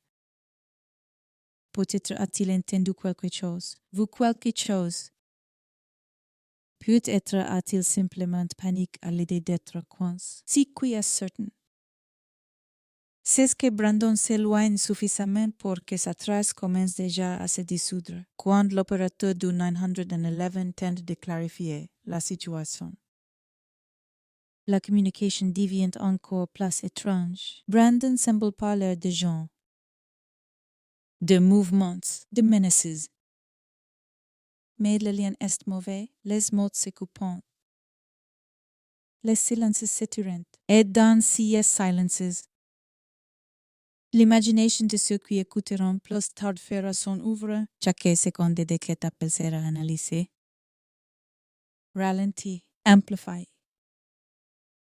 Des voix seront entendues là où d'autres n'entendront que du bruit. Des phrases seront reconstruites à partir de fragments. Et place sont entières de clarifier. Place l'événement semblera se dérober. Pendant ces temps, sur le terrain. La nuit continue. Brandon marche au court dans un environnement qu'il connaît mal. Le herbe est haute, le sol irrégulier. Les repères visuels sont presque inexistants. La route. Qu'il vient de quitter, devient rapidement une ligne lointaine. Moins rassurante qu'elle ne l'était quelques minutes plus tôt, c'est ici qu'elle a pu changer de nature. Elle n'est plus dirigée vers une menace précise, elle devient diffuse. Elle a envahi TOUTE, s'il y a eu un moment où Brandon a hésité. Il a songé revenir vers la voiture. Si moment n'a laissé aucune trace. S'il a trébuché, chute. Reprise sa course, personne ne le sait. Le terrain n'en garde pas la mémoire, si qui rend cette phase de la nuit si dérangeante. C'est qu'elle pourrait avoir duré très peu de temps, quelques minutes. Peut-être moins. Et pourtant, c'est dans cet intervalle minuscule que toute sa vie semble s'être dissoute. Quand les secours arrivent enfin, ils arrivent trop tard pour la chronologie réelle, mais trop tôt pour accepter l'absence. Ils s'attendent à trouver un homme blessé, désorienté. Peut-être caché non loin. Ils trouvent une voiture vide et un silence compact. Ils appellent, ils s'éclairent. Ils avancent, rien. À mesure que les recherches progressent, une idée inquiétante commence à s'installer. Brandon n'a pas simplement disparu après l'appel, il a peut-être disparu astérisque pendant astérisque. Comme si la communication avait été le dernier fil qui les rattachait au monde visible, la nuit semble avoir agi comme un piège parfait. Pas violent, pas spectaculaire. Juste suffisamment vaste pour absorber un homme seul, et plus les heures passant. Plus une contradiction devient impossible à ignorer, Brandon a été entendu vivant, conscient, mobile et portant. Aucune trace physique ne confirme qu'il ait continué d'exister après cet instant. La disparition n'est donc pas un événement ponctuel. C'est un glissement, une transition lente entre la présence et l'absence. Entre la certitude et le doute, à ce stade. Ceux qui cherchent commencent à comprendre qu'ils ne reconstituent pas simplement une suite d'actions. Ils tentent de comprendre un état mental. Une perception altérée ou lucidée, une série de décisions prises dans l'urgence absolue. Et au cœur de cette nuit déformée, une question persiste. Lancinante. Et si Brandon n'avait pas fui le danger, mais tenté de lui échapper au dernier moment? La route, désormais silencieuse, ne raconte rien, elle se contente de rester là. Témoin passif d'un instant où un homme a cessé d'être, localisable sans jamais cesser d'exister dans les esprits, la disparition est désormais complète. Mais elle n'a toujours pas de forme. Au matin, la zone semble trop calme pour contenir une disparition. La route est là, nuée, sans espérance. Le bas-côté est étroite. L'herbe sèche s'étend à perte de vue. Rien ne suggère qu'un homme se soit volatilisé quelques heures plus tôt. Et pourtant, c'est précisément cette normalité qui inquiète. Les recherches commencent avec méthode. Les faisceaux découpant le terrain en bandes régulières, l'espace avance lentement. Presque respectueux. On s'attend à trouver quelque chose, un vêtement accroché. Une trace de chute. Un signe de lutte. Minimi, mais le sol refuse de raconter une histoire claire. Il oppose une résistance muette, comme s'il avait été laissé par la nuit elle-même. On appelait son nom. La voix se perd dans l'air chaud qui montait déjà. Personne ne répond à mesure que les yeux passent. Une certitude s'impose. S'il y avait eu un accident simple, il aurait laissé des indices ou un corps.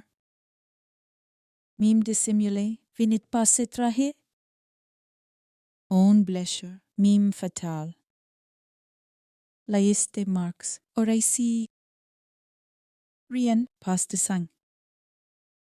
Pas d'empreintes évidentes, pas de trajectoire lisible. La disparition semblait trop propre pour être accidentelle, trop silencieuse pour être violente, trop complète pour être ordinaire. Les chiens sont déployés. Ils suivent une piste fragile, hésitante, puis s'éteignent brutalement, comme si l'odeur avait cessé d'exister à un point précis, comme si l'homme qu'ils suivaient avait franchi une frontière invisible. Si moment quand la piste s'arrête marque un basculement.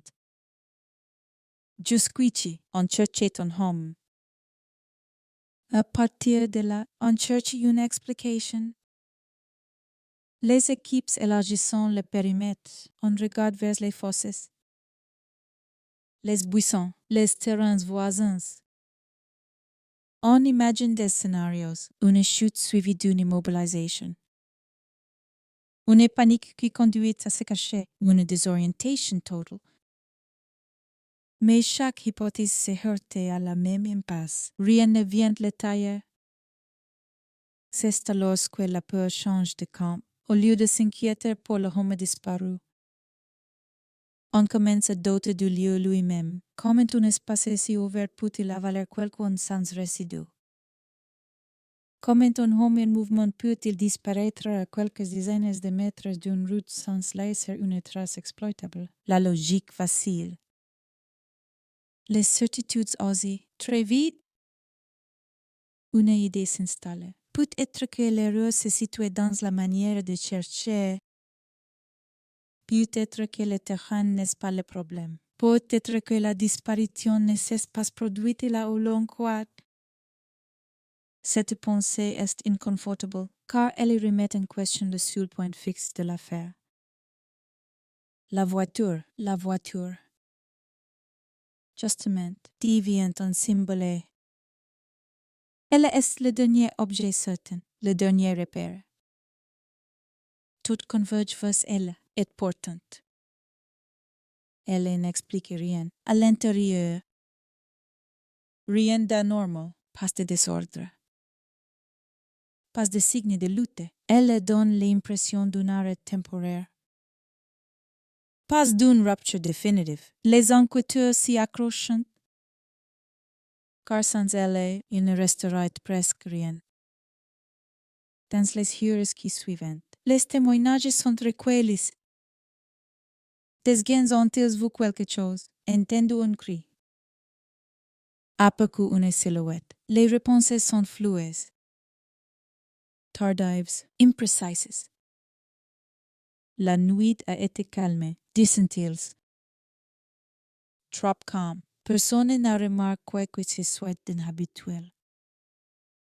Cette absence de témoins est presque aussi troublante que l'absence de traces. Elle transforme la disparition en un événement isolé. Sans regard extérieur pour le fixer dans la réalité. Au fil des jours, l'enquête prend une forme étrange. Elle n'avance pas en accumulant des preuves, mais en éliminant des possibilités. Pas de collision. Pas de chute évidente. Pas de preuve d'une altercation immédiate. Pas de signe d'une fuite planifiée. Si qui reste. C'est un homme qui a quitté sa voiture et qui n'a jamais se de rêve. Pour la famille. L'attente devient une épreuve lente, corrosive. Chaque appel fait sursauter, chaque information. Même insignifiante, ranime l'espoir. Et chaque journée sans résultat creuse un peu plus le doute. On veut croire qu'il est vivant. quelque part, mais plus le temps passe. Plus cette croyance s'est heurtée au silence. C'est à ce moment-là que l'affaire commence à être regardée autrement.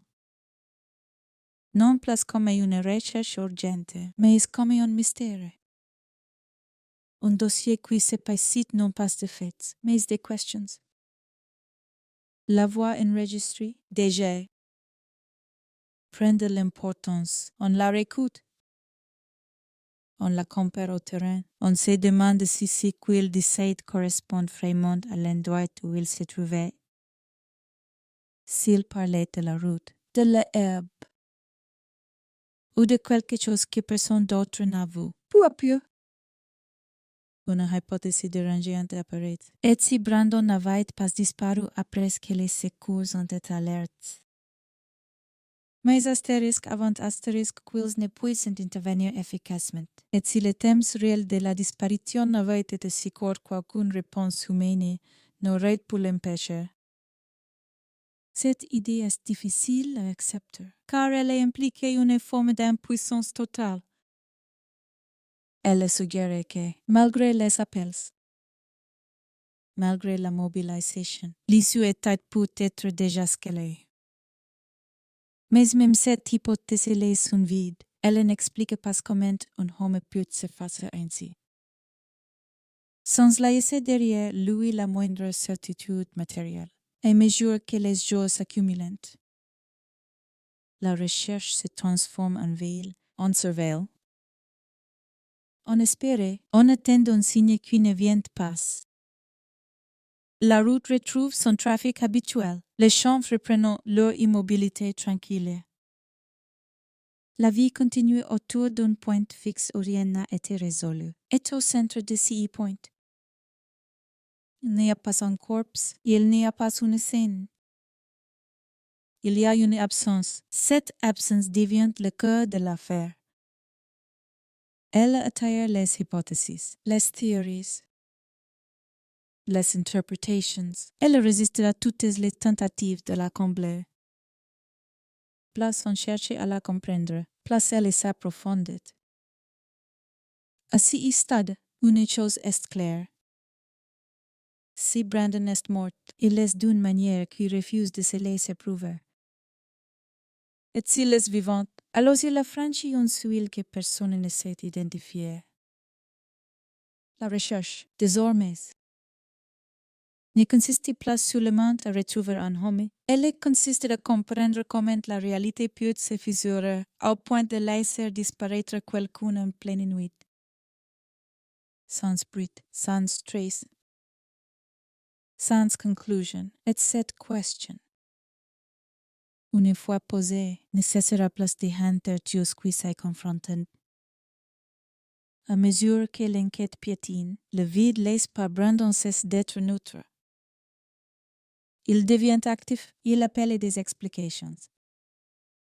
Et si ces explications, faute de preuves solides, prennent une teinte de plus en plus sombre, si n'est plus seulement ou est-il astérisque qui obsédé?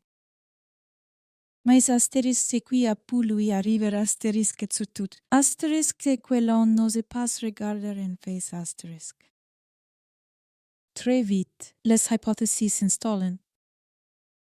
Elles ne surgissent pas toutes en même temps, elles avancent à tour de rôle. Chacune semblant, un instant, offrir une cohérence que les autres n'ont pas, puis elles se fissurent. Laissons place à la suivante. La première est presque rassurante par sa simplicité. L'accident, Brandon aurait quitté sa voiture. Panique, désorienté. Et se serait blessé mortellement quelque part hors de vue. Peut-être une chute. Peut-être un malaise. Peut-être une combinaison des deux. Cette hypothèse permet d'imaginer une fin. Mais si elle est tragique. Mais elle se heurte à une résistance obstinée, l'absence de course. Malgré les recherches répétées, malgré le terrain ouvert, malgré les temps qui passent, l'accident sans trace commence à ressembler à une explication commode plutôt qu'à une vérité. Vient ensuite l'hypothèse de la panique extrême. Brandon aurait cru être poursuivi. Il aurait interprété des ombres, des bruits, des mouvements comme des menaces réelles. Son esprit, sous pression, aurait amplifié chaque sensation. Dans cette version, la nuit devient l'ennemi. Le danger n'est pas extérieur, mais intérieur. Cette hypothèse dérange, car elle remet en question la fiabilité de la voix que tout le monde a entendue. Elle suggère que ce qui semblait être urgent ne l'était peut-être pas. Pourtant, quelque chose résiste là aussi. La peur de Brandon ne ressemble pas à une confusion totale. Elle est structurée, directionnelle. Il agite, décide. Appelle, se déplace. Il ne se contente pas de fuir aveuglément, et surtout, même une panique ne fait pas disparaître un corps. Alors une autre idée, plus inconfortable encore, commence à circuler. Et si Brandon n'avait pas été seul cette nuit-là, l'idée d'une intervention humaine pleine sans jamais se poser clairement. Personne ne parlait ouvertement d'agression au début. On évoque plutôt une rencontre imprévue, un mauvais endroit, un mauvais moment. La route, après tout, n'est pas totalement isolée. Des véhicules passants, des gens circulant. Il suffit d'un croisement malheureux pour que tout bascule. Mais là encore, l'absence de témoins complique tout. Personne n'a vu Brandon monter dans un autre véhicule. Personne n'a entendu de lutter. Et surtout, rien dans la voiture n'indique une interaction forcée. Pas de portière arrachée. Pas d'objets déplacés. Pas de chaos. La hypothèse humaine reste donc suspendue. Comme une ombre sans contour précis. Assis steady. Une chose devient claire. Chaque explication rationnelle exige des preuves qui n'existent pas. Et chaque tentative de combler le vide ne fait que l'agrandir. C'est alors que l'appel 911 revient au centre de toutes les discussions. Il n'est plus seulement un témoignage, il devient une énigme sonore. On l'écoute à nouveau, encore et encore. On isole les bruits de fond, on ralentit certaines phrases. On débat sur un mot, on a respiration, on silence. Certains entendent Brandon dire qu'il les encercle. D'autres pensent qu'il parlait d'une seule personne. D'autres encore affirment qu'il décrit une situation complètement différente. Chaque interprétation révèle autant sur que lui qui écoutait que sur ce qui est réellement enregistré. La voix devient un terrain de projection. Pour la famille, ces hypothèses sont une violence supplémentaire. Chacune implique une fin différente, mais aucune n'offre de certitude. Elles oscillent entre l'idée d'un accident absurde, d'une pure intérieure incontrôlable, ou d'une rencontre qui aurait été mal tournée. Et dans chacune de ces versions, Brandon est à la fois victime et acteur involontaire de sa disparition. Ce qui choque le plus, c'est la facilité avec laquelle certains théorisent, tentant de refermer le dossier sans le résoudre, comme si nommer une cause suffisait à effacer l'absence. Comme si l'inconfort du mystère était plus difficile à supporter que l'idée d'une vérité non prouvée. Mais l'affaire refuse de se laisser enfermer. À mesure que le temps passe, les hypothèses se superposent au lieu de se remplacer. Elles sont coexistantes et se contredisent. S'alimentent mutuellement. L'accident ne suffit pas. La panique n'explique pas tout. L'intervention humaine manque de preuves. Et pourtant, quelque chose a bel et bien interrompu le cours normal de la nuit. Dans ce brouillard explicatif, une question commence à émerger. plus profonde que les autres. Et si la disparition de Brandon n'était pas le résultat d'un seul événement, mais d'une chaîne de décisions prises dans un contexte de peur, de fatigue et de confusion. Cette question n'apporte pas de réponse immédiate. Elle complique encore le tableau. Mais elle a le mérite de ne pas réduire Brandon à une caricature ni celle d'un homme perdu, ni celle d'une victime passive. Car au cœur de toutes ces hypothèses, il y a un être humain réel. Avec une voix, des choix, des émotions, un homme qui, à un moment précis, a estimé que quitter sa voiture était la meilleure option possible. Et qui, en faisant ce choix, s'engage dans une situation dont personne ne parvient à reconstituer l'issue, la nuit. Dans cette perspective, cesse d'être un simple décor. Elle devient un acteur, elle amplifie les peurs. Elle efface les repères, elle transforme des décisions ordinaires en bifurcations irreversibles. Plus on explore ces espaces sombres, plus une chose devient évidente.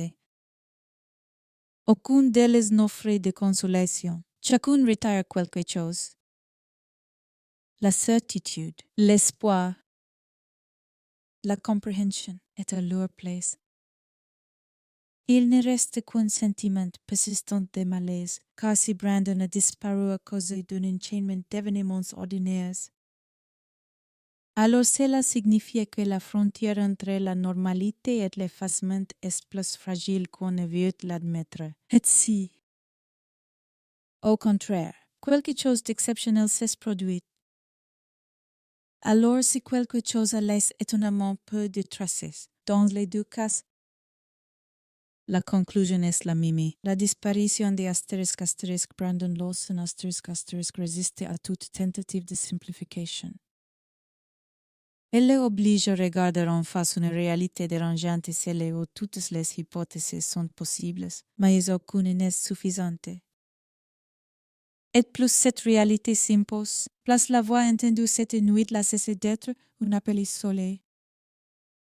Elle devient un avertissement, une preuve fragile que, parfois, la vérité ne se cache pas derrière une explication unique. Mais dans l'impossibilité même de choisir entre elles la nuit, elle continue de garder ses secrets. Et chaque hypothèse, au lieu de les révéler, semble les enfoncer un peu plus profondément dans l'obscurité, à force de ne rien trouver sur le terrain.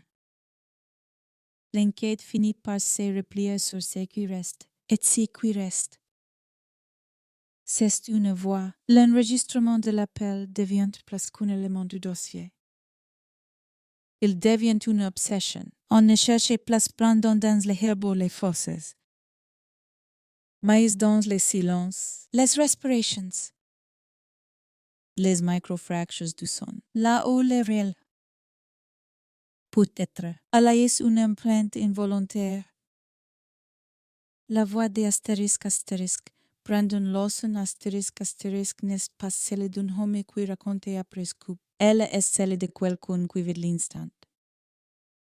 Elle tremble parfois, mais elle ne s'effondre jamais complètement. Elle est accélérée, ralentit, s'interrompt, comme si Brandon devait sans cesser arbitrer entre parler et survivre. Plus on l'écoute, plus une chose frappe. Il n'emploie pas le langage de l'abandon. Il ne dit pas qu'il est perdu. Il ne dit pas qu'il va mourir. Il décrit une situation. Il essaie de la faire comprendre, comme s'il pensait que la clotte pouvait encore le sauver. Les analystes amateurs, les enquêteurs, les proches, tous entendent quelque chose de légèrement différent. Certains perçoivent une logique cachée dans ces phrases. D'autres y entendent un chaos intérieur, mais presque tous ressentent la même chose. Brandon ne semble pas délirer au hasard, il réagit. Dans l'appel, il y a des pauses. Des moments où il cesse de parler non pas parce qu'il n'a plus rien à dire, mais parce qu'il écoute. Si silences sont peut-être plus révélateurs que les mots, ils suggèrent un environnement actif, mouvant, quelque chose ou quelqu'un qui exige son attention immédiate. À plusieurs reprises, sa voix change de registre. Elle devient plus passée, plus continue. Comme si Brandon tentait de se faire discrète, cette modulation, subtle mais réelle, alimentait une question dérangeante. Se cachait-il, si oui? De quoi? D'un danger réel ou perçu? D'un bruit, d'une présence humaine? Ou simplement sa propre pure amplifiée par l'obscurité? Chaque tentative d'interprétation ouvrait une brèche nouvelle. On isole des mots, on discute de leur sens exact. Un terme mal compris peut faire basculer toute la lecture de l'événement, et pourtant, même lorsque l'on croit saisir une phrase avec certitude, elle ne suffit jamais à expliquer la suite. La voix est claire sur un point, Brandon est en mouvement. Il n'est pas immobile, il se déplace. Elle observe. Il ajuste son comportement. Si dit-elle est crucial, car elle exclut certaines hypothèses simplistes. Il n'est pas inconscient, il n'est pas figé par la peur. Il agite, et pourtant, malgré cette activité, malgré cette lucidité apparente, la voix ne parvient pas à créer un lien solide avec ce qu'il écoute. Elle se heurte à l'incompréhension technique. Humaine, contextuelle. Comme si Brandon parlait depuis une droite légèrement décalée de la réalité commune, si décalage devient le cœur du malaise. Car si Brandon voyait réellement quelque chose, alors si quelque chose n'a laissé aucune trace observable. Et s'il ne voyait rien de réel, alors sa perception a été suffisamment puissante pour dicter ses actes jusqu'à l'effacement complet. Dans les deux cas, la voix ne mène pas. Elle témoigne, à force d'être écoutée. Elle perd son caractère strictement informatif. Elle devient émotionnelle. Elle fait naître une proximité troublante avec un homme que l'on n'a jamais vu. Elle donne l'impression que Brandon est toujours là. Coincé dans cette nuit, répétant indéfiniment les mêmes mots. Les mêmes silences pour la famille. Cette voix est une blessure ouverte. Elle est à la fois une preuve de vie et un rappel de l'échec. Chaque écoute réactive la même question sans réponse. Pourquoi personne n'a-t-il pu l'atteindre à temps? Si qui est le plus difficile à accepter, c'est ce que la voix ne mène nulle part. Elle ne révèle pas un lieu précis. Elle ne donne pas une direction claire. Elle n'ouvre pas une piste décisive. Elle se contente d'exister. Suspendue comme un fragment arrache à la réalité.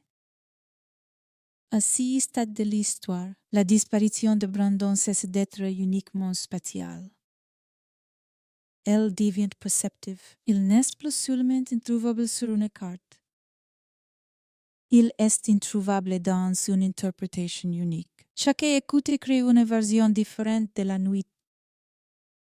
Et cette multiplicité commence à peser, car plus on analyse la voix, plus on comprend que le problème n'est pas si qu'elle contient, mais si qu'elle ne permet pas de trancher. Elle maintient Brandon dans un état intermédiaire, ni victime évidente, ni homme simplement désorienté, ni acteur d'une fuite consciente. Il devient une présence paradoxale, audible, mais invisible, proche, mais inaccessible. La voix finit par prendre une dimension presque symbolique.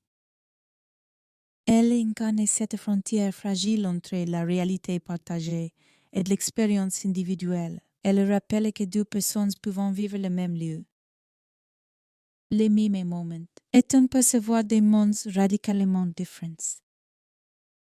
Si Brandon avoue un danger, alors si danger n'appartenait peut-être qu'à lui, et s'il a perdu quelque chose de réel, alors le monde est écoué à le reconnaître à Tom's. Dans les deux cas, la voix marque un point de non-retour. Elle est la dernière chose que Brandon a laissée derrière lui qui soit incontestablement vrai, tout le reste est interpretation. Hypothèse, projection. À partir de là, l'enquête ne progresse plus vers une résolution. Elle s'enfonce dans une zone plus trouble, où l'on ne cherche plus seulement ce qui arrive. Mais si et que cela signifie, la nuit de Brandon ne se termine pas avec la fin de l'appel. Elle se prolonge dans chaque écoute, chaque analyse. Chaque silence entre deux mots est plus en train d'en extraire une vérité définitive. Plus elle se dérobe, la voix. Elle continue de parler. Pas parce qu'elle apporte des réponses, mais parce qu'elle refuse de laisser le mystère se refermer. Et c'est peut-être là sa fonction la plus dérangeante. Rappeler quoi? Parfois, ce qui reste n'est pas une explication, mais une présence insistante, incapable de disparaître aussi complètement que le homme qui l'a produite. Quand la voix s'éteint, il ne reste pas un silence simple. Il reste un silence habité, un silence qui se glisse dans les conversations, dans les repas, dans les nuits trop longues. Un silence qui n'a pas la forme d'une conclusion, mais celle d'une attente interminable. Pour ceux qui aiment Brandon, la disparition n'est pas un événement passé. C'est une présence quotidienne, une sorte de pièce invisible dans la maison. Toujours occupée, toujours froide. On se surprend à écouter des bruits qui n'existent pas, à regarder l'écran du téléphone comme si la LED s'allumait toute seule. À imaginer un scénario, n'importe lequel. Tant qu'il permet de repousser l'idée la plus insoutenable, celle que Brandon pourrait ne jamais revenir. La famille apprend vite que l'absence n'a rien d'abstrait, elle a une poésie. Elle fatigue, elle change les visages et les gestes. Elle transforme les personnes en guetteurs, en archivistes, en survivants. Au début, il y a le mouvement, l'énergie brute, le besoin de faire quelque chose, n'importe quoi. Pour lutter contre l'impuissance, on imprime des photos. On répète le nom de Brandon jusqu'à l'usure. On appelle, on cherche, on marche, on retourne sur place, là où la route se confond avec le paysage. Là où la voiture a été retrouvée, comme si revenir suffisait de rouvrir les temps. À inverser la disparition, mais le lieu ne rend rien. Il ne rend pas une chaussure, pas un vêtement. Pas une certitude. Il se contente d'être un lieu. Et c'est ce que la rend toute plus cruelle. Le monde n'a pas changé. Lui, avec les jours. Les recherches s'organisent autrement. Elles deviennent une routine étrange. Un mélange d'espoir et de discipline. On apprend des mots qu'on n'aurait jamais dû apprendre. Périmètre, secteurs, balayage, coordonnées. On comprend que chercher, si n'est pas seulement marcher. C'est se battre contre l'oubli, contre la fatigue, contre la tentation de croire que tout est déjà fini. Et dans cette lutte, il y a des détails qui reviennent, toujours les mêmes. Comme des aiguilles dans la peau, la dernière conversation. La dernière fois qu'on l'a vu, le temps de savoir. La vitesse à laquelle tout cesse de fondre, la vie auto continue pourtant. Les grands vont au travail, les enfants grandissant, les saisons changeantes, est au milieu de cette continuité. La disparition de Brandon agit comme une anomalie permanente, comme un trou dans la réalité que rien ne vient refermer. L'absence force à vivre dans un temps casa, un temps qui ne se compte plus en jours. Mais en sens nouvelles, un temps qui transforme chaque anniversaire. Chaque fête, chaque moment heureux une épreuve cachée. Parce qu'il y a toujours la même pensée, sous la surface. Astérisque, il devrait être là, astérisque. Les proches de Brandon doivent aussi affronter une autre forme de violence, plus saude. Celle du regard extérieur, les gens voulant comprendre. Les gens posent des questions, parfois ils compatissent. Parfois ils jugent, parfois ils se laissent. Ils veulent une histoire simple, une fin claire. Ils cherchent un coupable, une cause. Un scénario. Mais la famille n'a pas de scénario définitif à offrir. Elle n'a qu'une absence, et cette absence, avec le temps, attire les séries comme une lumière attire les insectes. Des inconnus proposent des explications, certains parlent avec assurance, comme s'ils connaissaient la vérité mieux que ceux qui vivent la douleur. D'autres avancent des hypothèses qui, même quand elles se violent bienveillantes, différentes. Il y a des mots qui blessent davantage que le silence, des mots qui transforment Brandon en idée, en rumeur, en objet d'analyse. Des mots qui réduisent sa vie à une seule nuit, à une seule appel, à une seule interprétation. Pour la famille, la lutte devient double. Il faut chercher Brandon. Et il faut protéger Brandon, protéger son image. Sa mémoire, son humanité.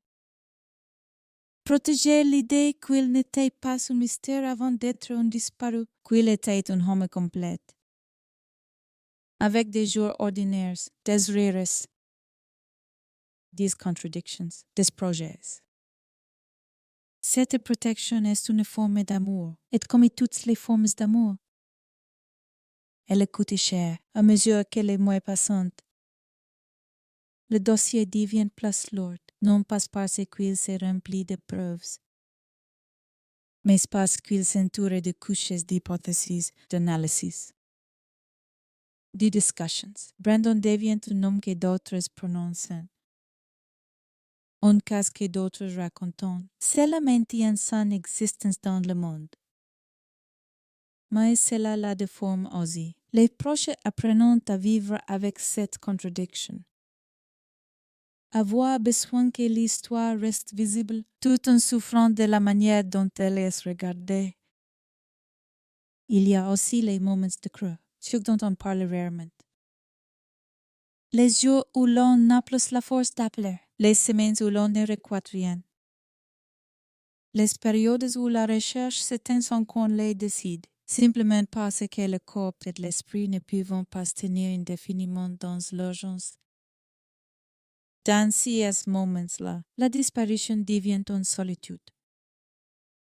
Une solitude entourée de gens, parce que personne ne sait vraiment quoi dire à quelqu'un qui ne peut ni faire son devoir, ni garde l'espoir intact. L'espoir d'Eilers change de forme. Au début, il est brûlant. Presque naïf, Brandon est vivant. Il va revenir, il va appeler. Puis il devient plus prudent, plus discret. Il ne se dit plus à voix haute, il se cache dans des gestes. Garde un numéro de téléphone actif, laisse une lumière extérieure allumée. Conserve certains objets à leur place, et enfin. Parfois, il devient une chose étrange. Presque douloureuse, un espoir sans image.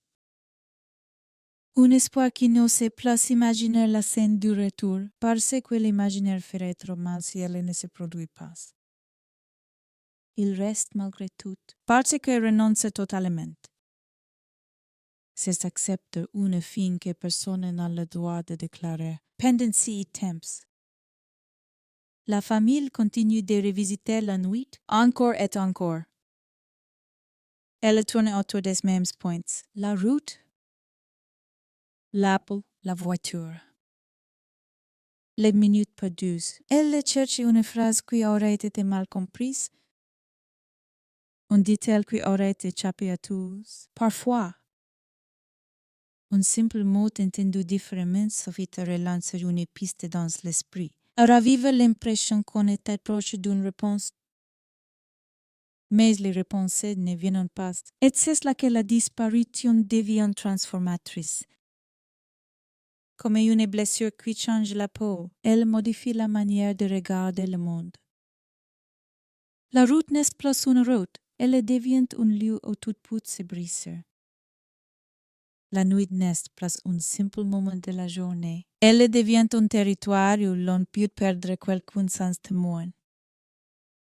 Même la notion de sécurité se fissure, parce que si Brandon peut disparaître sur une basse-côte, dans un espace ouvert, alors qu'est-ce qui protège vraiment les autres? Qu'est-ce qui garantit que la normalité ne peut pas se transformer en quelques secondes? Un cauchemar sans issue, la famille n'a pas seulement perdu une personne. Elle a perdu une forme d'innocence, l'illusion que le monde est cohérent. L'illusion que tout a une cause visible. L'illusion qu'un appel à l'aide déclenche forcément un sauvetage. À mesure que ces illusions tombent, quelque chose de plus sombre s'installe. La culpabilité, elle se glisse partout. Mais là où elle n'a pas sa place, astérisque si j'avais appelé plus tôt, si j'avais insisté, si j'avais été là, si j'avais compris, ces phrases deviennent des réflexes. Non pas parce qu'elles sont phrases, mais parce qu'elles donnent l'impression d'un contrôle perdu.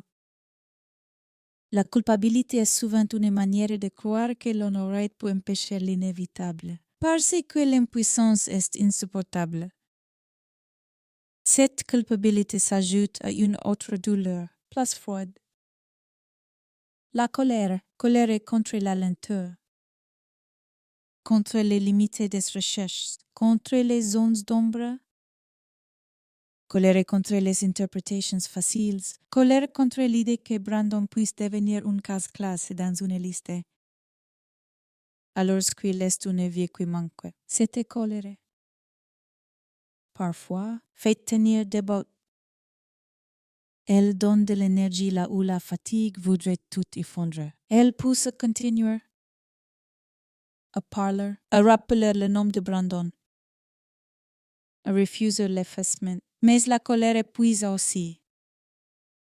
Elle brûle de l'intérieur et quand elle retombe, il reste la tristesse brute, sans protection.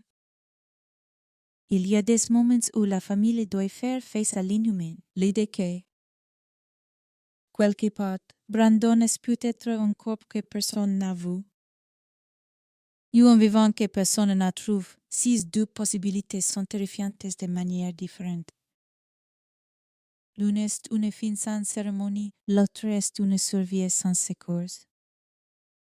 Dans cet entre-deux, la douleur est particulière. Elle n'a pas de rituel, elle n'a pas de point final. Elle est suspendue, comme un souffle qu'on retient trop longtemps. Plus le temps passe, plus les proches comprennent que le pire n'est pas seulement ce qui est arrivé à Brandon. Le pire, c'est ce que la disparition fait aux vivants. Elle les place dans un état où chaque décision devient chargée, où chaque moment de bonheur devient suspect. Comme s'il trahissait l'absence, où chaque rire peut soudain se briser parce qu'un souvenir traverse l'esprit. Et pourtant, malgré tout, la vie continue, passe parce qu'on oublie. Parce qu'on n'a pas le choix. On apprend à vivre avec un fantôme qui n'est pas son esprit. Mais une question? Une question qui se déplace avec vous. Qui s'assoit à votre table? Qui vous accompagne au travail? Dans la voiture, dans le lit. Dans les nuits où l'on se réveille sans raison. Cette question porte un nom. Brandon. Dans cette partie de l'histoire, il ne s'agit plus de cartes ou de chiens de recherche. Il s'agit de l'impact réel. Humain, irréversible. Il s'agit de ce que la disparition laisse derrière elle. Des vies réorganisées autour d'une absence. Des relations tendues par l'attente. Une mémoire qui refuse de se stabiliser parce qu'elle n'a pas de conclusion. Et c'est dans cette tension entre la nécessité de continuer et l'impossibilité d'accepter que la disparition devienne un mécanisme cruel. Elle n'est pas seulement une fois. Elle recommence chaque jour. Dans la vie de ceux qui attendent, pourtant, même au milieu de cette fatigue, quelque chose persiste. Une forme de résistance, un refus de laisser la nuit gagner complètement. Si refus tient parfois à un détail minuscule, une photo qui reste accrochée. Une chanson qui rappelle Brandon. Un souvenir raconté à un enfant qui n'a pas connu son père mais qui doit savoir qu'elle existe. Cette résistance est silencieuse, elle n'a rien d'héroïque. Mais elle est immense, parce qu'elle se répète sans récompense. Et dans ces refus, il y a une vérité que la disparition n'a pas réussi à effacer. Brandon n'est pas seulement un mystère, il est une présence qui continue de modeler le monde des vivants. C'est cela, peut-être, l'aspect le plus déstabilisant de cette histoire. La disparition n'a pas terminé Brandon. Elle la disperse dans les voix, dans les souvenirs, dans l'attente, dans les questions. La route n'a pas rendu son corps. Mais elle n'a pas réussi à rendre son existence inexistante, et à mesure que l'histoire avance.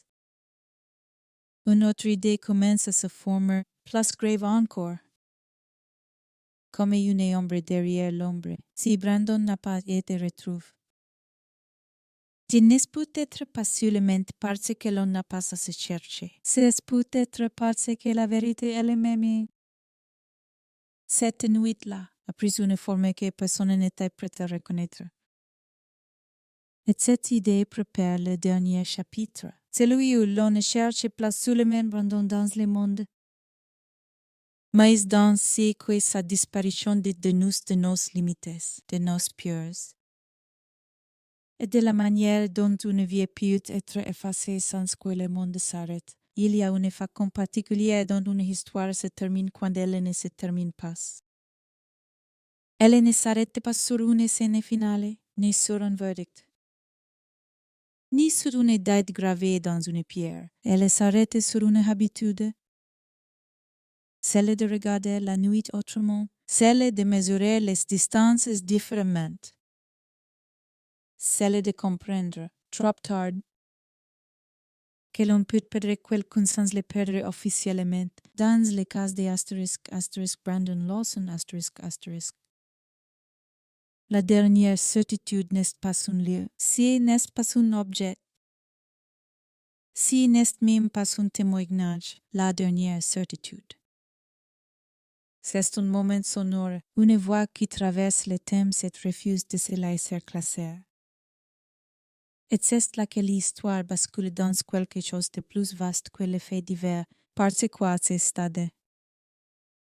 L'affaire Brandon Lawson ne parle plus seulement d'un homme qui disparaît. Elle parle d'un monde qui laisse disparaître.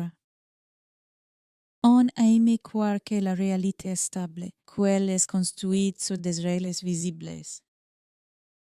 Si quelqu'un tombe, on le retrouve.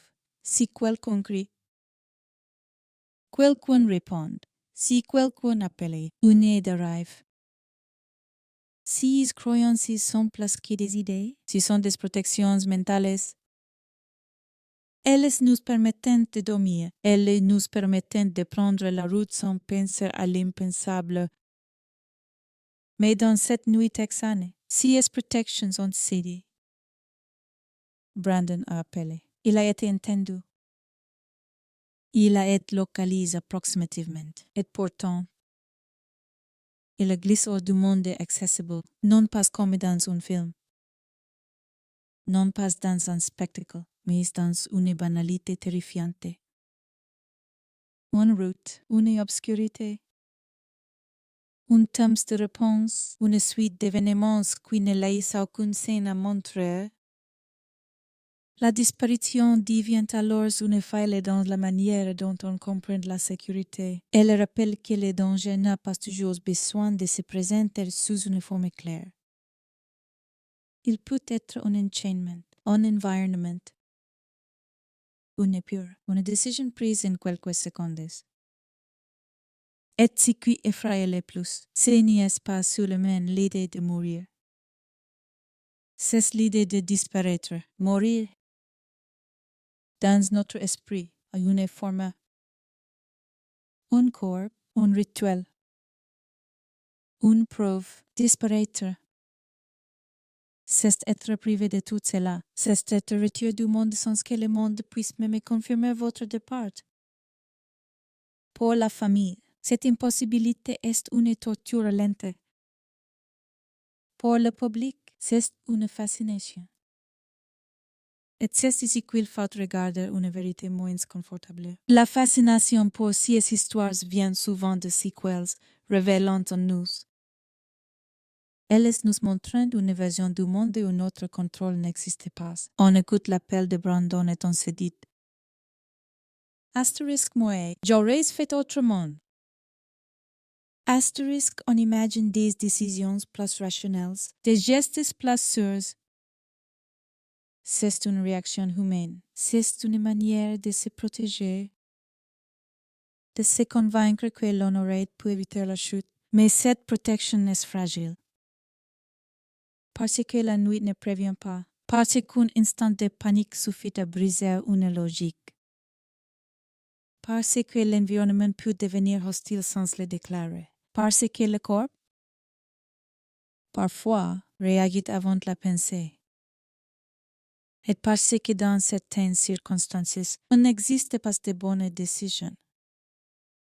Seulement des décisions prises sous contrainte, c'est une vérité difficile.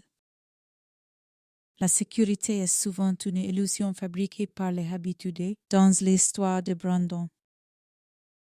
Ce qui dérange n'est pas seulement le mystère, c'est l'absence de repères sur lesquels s'accrocher. Il n'y a pas un coupable évident, il n'y a pas un lieu certain. Il n'y a pas une preuve définitive, il n'y a pas d'image finale qui fixe la réalité. Il y a un trou et autour du trou. Des gens qui tentent de construire une réponse avec des fragments et plus on tente de combler le trou. Plus on découvre que certains vides ne se comblent pas, à force. L'histoire devient une question morale, question que nous faisons de ceux qui disparaissent sans conclusion. Comment la société traite-t-elle une absence qui ne peut être classée? Est-ce que l'on continue de chercher indéfiniment? Est-ce que l'on finit par ranger la personne dans une catégorie commode, même si cela trahit la vérité? Car il y a aussi un danger dans l'absence. Elle ouvre la porte aux simplifications, à la tentation de réduire Brandon à une théorie, à une explication facile, à une phrase qui apparaît ce qui regarde de loin. Il a dit. Il sait sûrement qu'arrive. Mais ce qui arrive est justement ce qui fait peur, parce que cela signifie que l'inexplicable n'est pas exceptionnel. Il est possible. La route où Brandon a disparu n'a rien d'un lieu mythique. Ce n'est pas un triangle mystérieux, ni un désert sans limite. C'est un endroit banal, et cette banalité fait trembler. Elle suggère que l'étrange ne se produit pas seulement dans des lieux extraordinaires, il se produit dans la normalité. C'est ici que l'histoire devient transformatrice. Elle modifie la façon dont on regarde l'ordinaire. On ne regarde plus une voiture arrêtée sur les basses-côtes de la même manière, on ne regarde plus un appel de nuit de la même manière. On ne regarde plus l'absence de réseau comme un détail anodin. Tout devient porteur d'un risque invisible. Et même si on refuse de vivre dans la peur, on ne peut plus faire semblant de ne pas savoir. L'affaire Brandon Lawson nous enseigne une leçon brutale. Il existe des situations où la vérité n'est pas cachée derrière un secret, mais dissoute dans trop de possibilités. Et pourtant, malgré cette brutalité, quelque chose subsiste. Un fil, une résistance. Car si Brandon a disparu, son histoire n'a pas disparu. Elle continue de vivre dans la mémoire collective, dans les recherches, dans les discussions, dans la volonté de ne pas laisser une vie être effacée sans témoin. Cette persistance est peut-être la seule forme de justice accessible quand la justice formelle n'a pas de prise, mais il faut être honnête. Cette persistance a aussi une face sombre. Elle transforme parfois le humain en spectacle. Elle attire des regards qui cherchent l'émotion plus que la compréhension. Elle invite des jugements rapides. Et c'est là que le récit doit faire un choix. Le choix n'est pas de fournir une fin. Le choix est de préserver une dignité. Brandon n'est pas un monstre, ni un héros, ni une légende. Il est un homme qui a eu une nuit où tout s'est disloqué. Le raconter avec respect. C'est refuser de transformer son absence en divertissement facile, c'est maintenir l'attention sans trahir. C'est choquer sans déshumaniser. Parce que c'est qui choque réellement.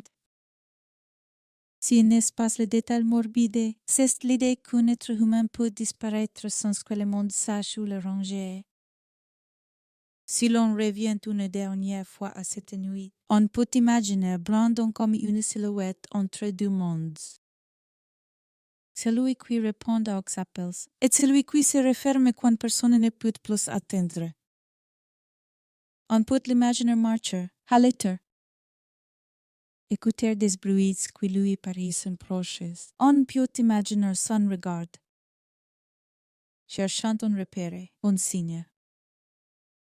Une route qui ne se dissout pas, mais l'imagination n'est pas une preuve.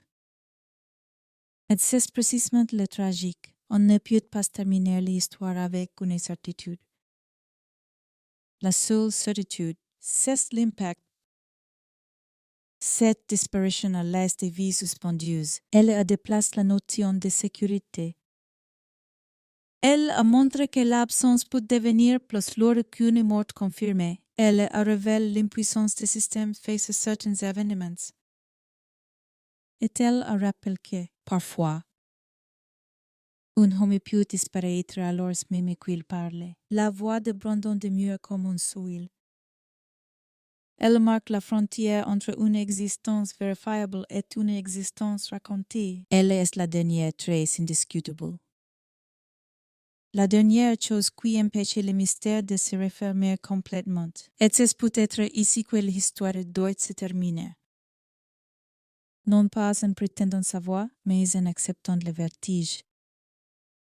Accepter que certaines nuits ne livrent pas leurs secrets. Accepter que la vérité n'est pas toujours un objet que l'on peut saisir, mais parfois une absence que l'on doit porter dans cette acceptation. Il y a quelque chose de terrible, mais il y a aussi quelque chose d'humain.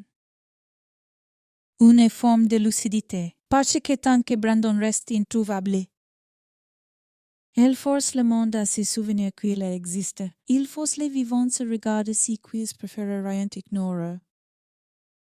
La fragilité de la présence, la brutalité de l'effacement. La violence du silence. Et si le garçon qui semble être mort, il n'était pas mort. au sens où l'on l'entend habituellement s'il est absolument devenu inaccessible. C'est doute est la dernière lame de cette histoire. Elle laisse un goût amer. Elle refuse le confort. Elle oblige à finir avec une sensation de tension dans la poitrine. Comme un souffle qu'on ne parvient pas à relâcher. C'est précisément cette sensation qui fait que le récit ne s'oublie pas. La route, quelque part au Texas, existe toujours. Les nuits s'y tombent encore. Les voitures y passent. Les phares y découpent toujours l'herbe et le bitume. Et dans cet ordinaire, il y a désormais une ombre invisible? C'est le d'un homme qui est là, puisqu'il a cessé de l'être. Et tant que cette ombre n'aura pas de réponse, elle continuera de hanter un point essentiel de notre esprit. La certitude que le monde est compréhensible, Brandon Lawson a disparu. Mais le plus dérangeant, c'est que la nuit. Elle n'a rien perdu. Elle continue de fonctionner comme si rien ne s'était passé, et qu'est peut être là. Au fond, la vérité la plus froide de toutes.